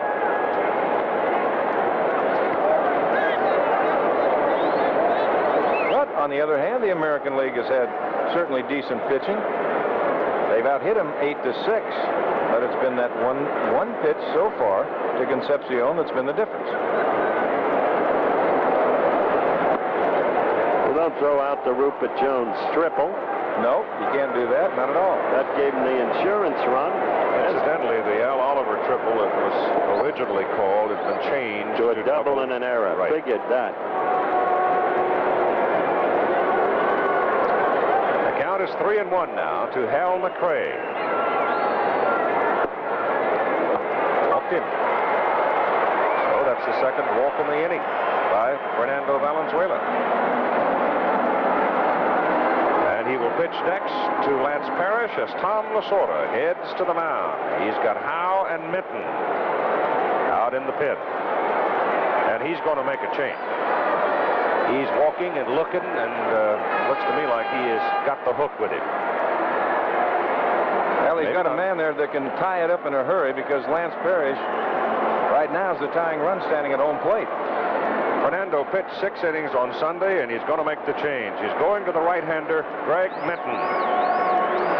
So, while we're waiting for Minton to come into the ball game, let's talk about Yogi. Yogi Berra's career marked by so many great moments, but in all-star play, Yogi hit only 1 home run. Still, that memory lives with him. My favorite class was 1959 when I hit a home run off a young Don Drysdale. And I was voted the most valuable player in that game, in that All-Star game.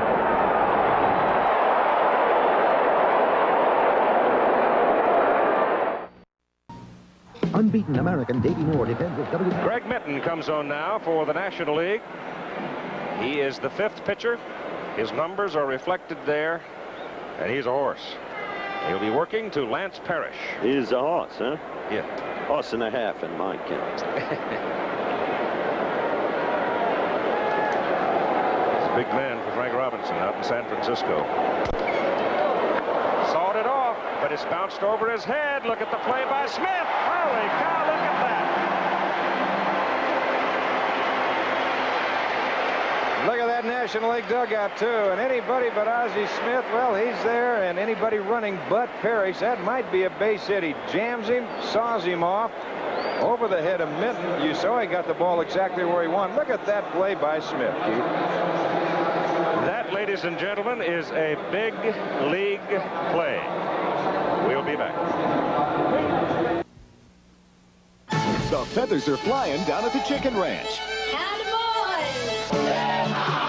Bert's falling for Dolly. Will you marry me? Dolly's falling for Bert. I've loved you since I was 16 years old. The eyes of Texas are upon them. Everybody on! Because with Bert and Dolly, this much fun just couldn't be legal. But it's still the best little in Texas, a Universal Picture rated R.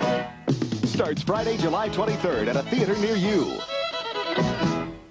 Unbeaten American Davey Moore defends his WBA World Junior Middleweight title against first-ranked Ayub Kaluli. Plus, buckets of fun as firemen frolic on ABC's Wide World of Sports Saturday. Another look at the inning-ending play. Ozzie Smith is not even in your picture. And there he is. Bang. That's quick. Raleigh Fingers of the Milwaukee Brewers now comes on to pitch for the American League in the bottom of the 8th inning. He's pitching to Al Oliver. Dawson is scheduled next, and then Ray Knight. It's 2 strikes. Going back to the very beginning, if this thing holds the way it is, Steve Rogers becomes the first starting pitcher to be the winner in his home ballpark since Vandermeer did it in '38. Shot to right by Oliver. Takes his turn, and he's aboard at first with a single.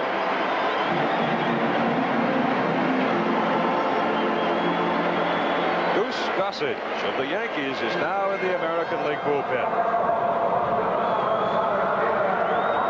Numbers on the year for the Goose.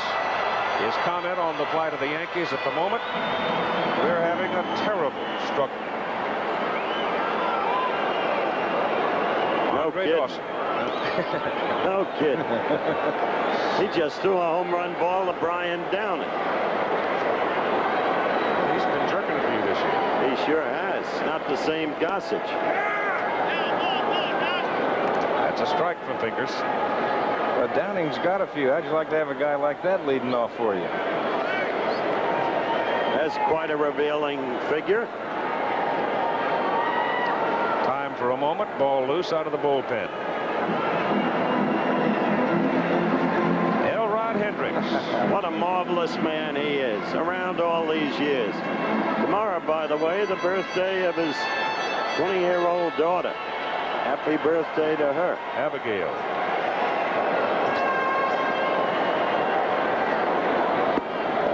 Dawson, hungry to do something in front of the home folks, is behind 2 strikes.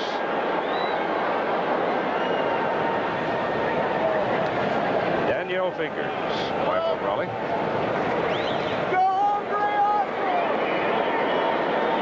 Raleigh had a bit of a rocky time for a period this season, but he's come back. Oh, the goodness, that Milwaukee crowd, the way they've been hitting home runs, 124 of them already. Not a bad year for any of them, including Mr. Ogilvy, who is still available. Right. And don't forget Kent Herbeck. He's still available. That kid's remarkable. And Toby Harrah, whose bat has been ringing throughout the American League. He has been a redoubtable hitter this year. Jams him a little tight to make it 1-2. John McHale got here to that open workout you mentioned yesterday, and he said, I just want to watch this kid Herbeck hit. I said, how do you find a player like that? I said, he grows up 2 blocks from where you play. That's right, right in their own backyard. That's right. Runner goes, throw by Parrish. He held on, he got it. He got it.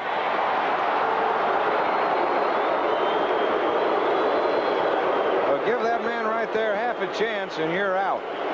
There's no question about that. Watch it again. He comes up and he comes up firing. That throw, good pitch to handle, and a good strong throw to Frank White, and they get him with ease.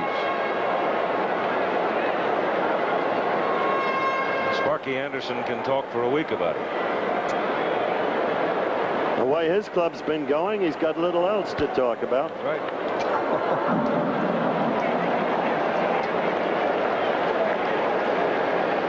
That trophy still probably is going to go to who, guys? Concepcion? Dave Concepcion. It's the Commissioner's Trophy. Goes annually to the MVP, the All-Star Game. 2-2 pitch. Up the middle. Frank White backhands it. Can't get it. Frank flagged at it. If he had picked it, he would not have had a play on Dawson. So Andre gets a base hit in the All-Star Game at home.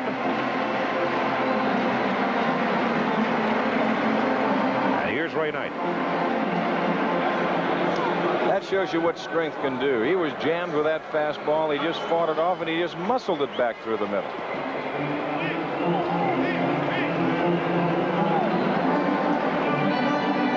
There is one man who has been etched so deeply in recent All-Star games who is not on the team this year. The man who was the winning pitcher for the National League in '78 and '79 and had saves for the National League in 1980-81. Bruce Sutter. But so far, his contemporaries are doing all right.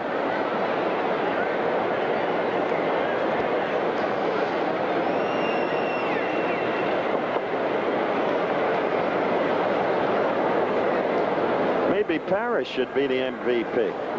He's kept it close. Yeah, I was just going to say that. He's kept it in tow.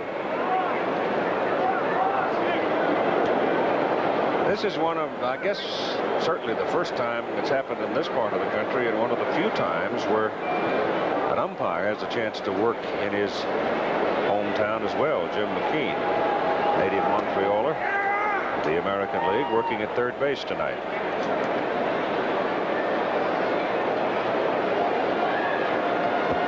Fingers to the rubber, has a look at first base where Dawson waits.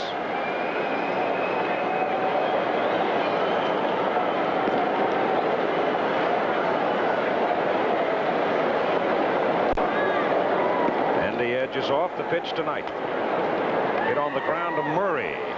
Cued right to him off the end of the bat, makes the play. And Dawson moves up to second, and this telecast presented by authority of Major League Baseball may not be reproduced nor retransmitted in any form without the express written consent of Major League Baseball.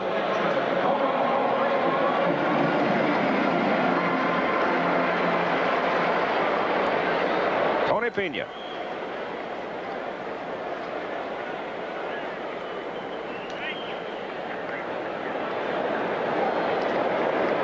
He tear him up in June, huh? Tell you, Chuck Tanner, always an optimistic guy, is positively glowing these days. Hit his own helmet off. I haven't seen that. I've seen him swing out. Look at Chuck Tanner. There's Chuckaroo right there next to Tommy. Oh. What a batting order they've got. I was saying earlier, I didn't have a chance to finish. We were talking about Jason Thompson. The key to Jason is Parker back in the lineup, hitting behind him. They can't pitch around Thompson. Very true. One strike pitch to Phenia. Well, Tony's not getting cheated, is he? He won't. He won't get cheated at all.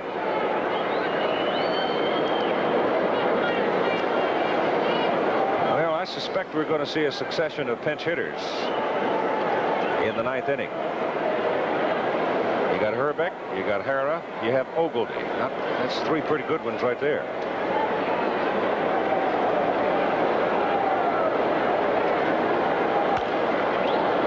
Pops him up on the right side. Murray coming down. Parrish going after it. Oh, look at that Parrish hustle. What a play that was. I'll tell you, that Parrish has put on some show. Boy, this is a good play as you'll ever see a catcher make, and he gets out of there in a hurry. He doesn't lollygag around, and he makes a fine play. Even the dugout was applauding the effort. So, for the National League, as we roll along, 4-1, and we'll be back after this message and a word from the local stations. Wednesday. Divorce.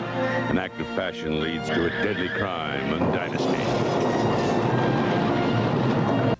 Watch Action News after All-Star Baseball tonight. A special presentation of ABC's Major League Baseball Friday night, Kansas City at Boston and Chicago, Milwaukee. The Times reflected their check your local listing for the game in your area. Here comes the first of the pinch hitters now for the American League as we go to the top of the ninth inning. The National leading 4-1. It is Ben Ogilvy swinging a bat there, standing just in front of John Stearns, who is now catching. The New York Mets, and Lonnie Smith has gone out into left field, replacing Dusty Baker. There's a sign here in the arena, Keith, that says "Le Smoked Meat." referring, I suppose, to the American League.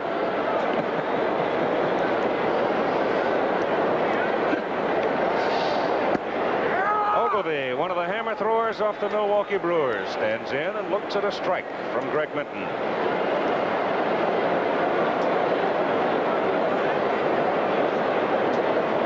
Howe and Hume remain in the bullpen for the National League. Well, that's just what I said before, how Tommy set up that pitching rotation. Rogers a right-hander, Carlton a left-hander, Soto a right-hander, Valenzuela left-hander, Minton right-hander, and he's got a right and a left going in the bullpen. Ogilvy took it, and it's 1 ball and 2 strikes.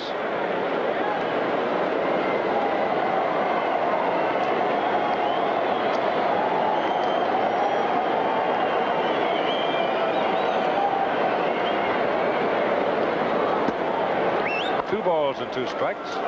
Ben Ogilvy's another man who is not that big when you stand alongside of him, but he will hit a ball as far as any man alive. It's all in his wrists, arms. Lifted out to the left side for Lonnie Smith. 1 out. And that'll bring up Ricky Henderson.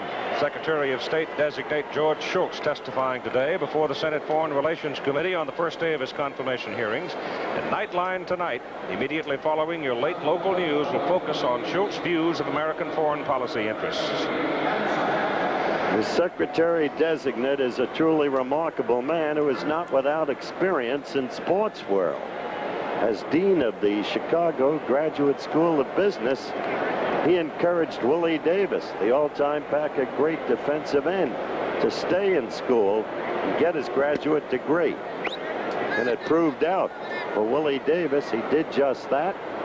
Under the Secretary designate's encouragement, he's become one of the most successful businessmen in America. There he is. And a heck of a guy. Ricky Henderson stays in the ball game with 1 out. 2 balls and no strikes. And you've got Kent Hrbek standing in the on-deck circle. So the big youngster from Minnesota, Hrbek, is out swinging a bat. And you've got Billy Martin in the dugout, who's grown accustomed to this pace. What's Billy? Billy's 0-2, and Tommy Lasorda's 2-0.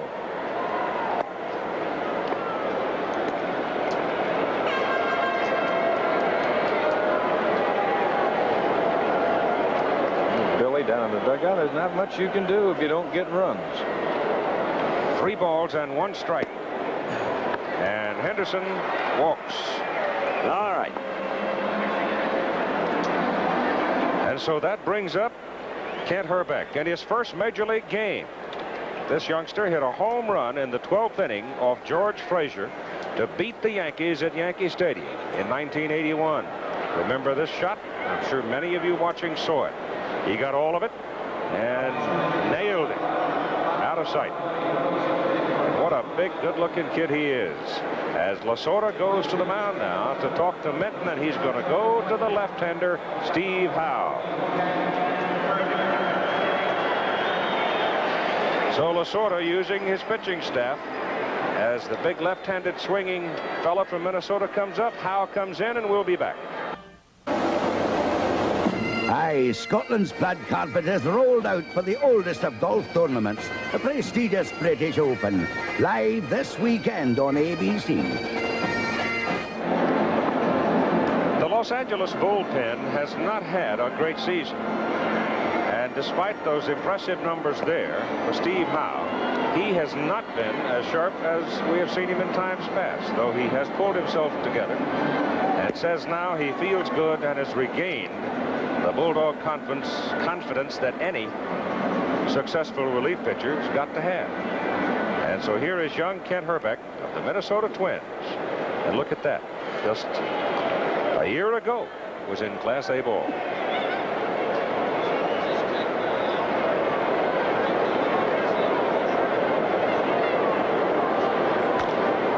High fly ball, short center field. Dawson coming in. Falls off the second baseman Sachs and makes the catch. Base runner Henderson stays at first base.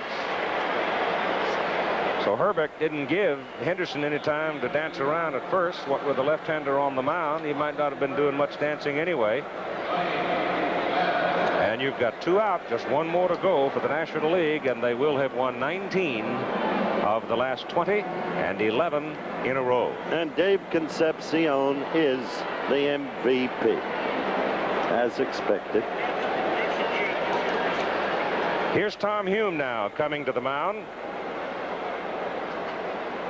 Buddy Bell is, let's see.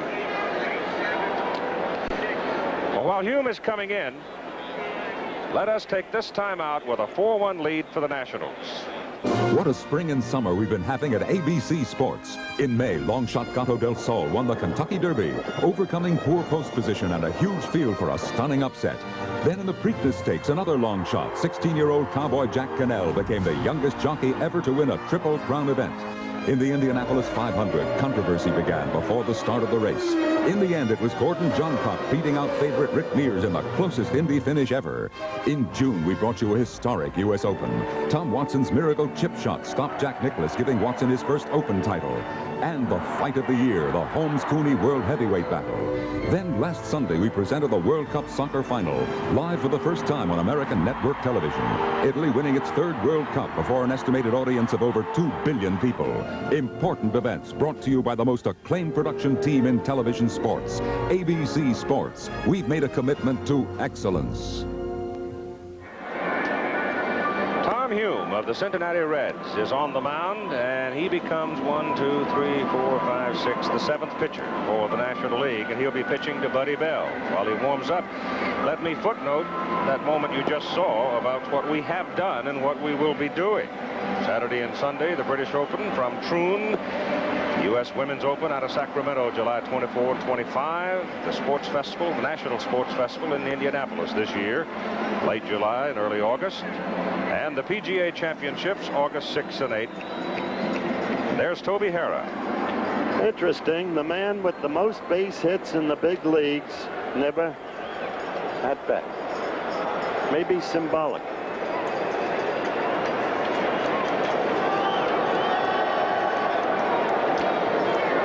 Well, let's see what Mr. Hume can do with Mr. Bell. 1 out away from nailing it down. Tom is high with his first pitch for ball 1.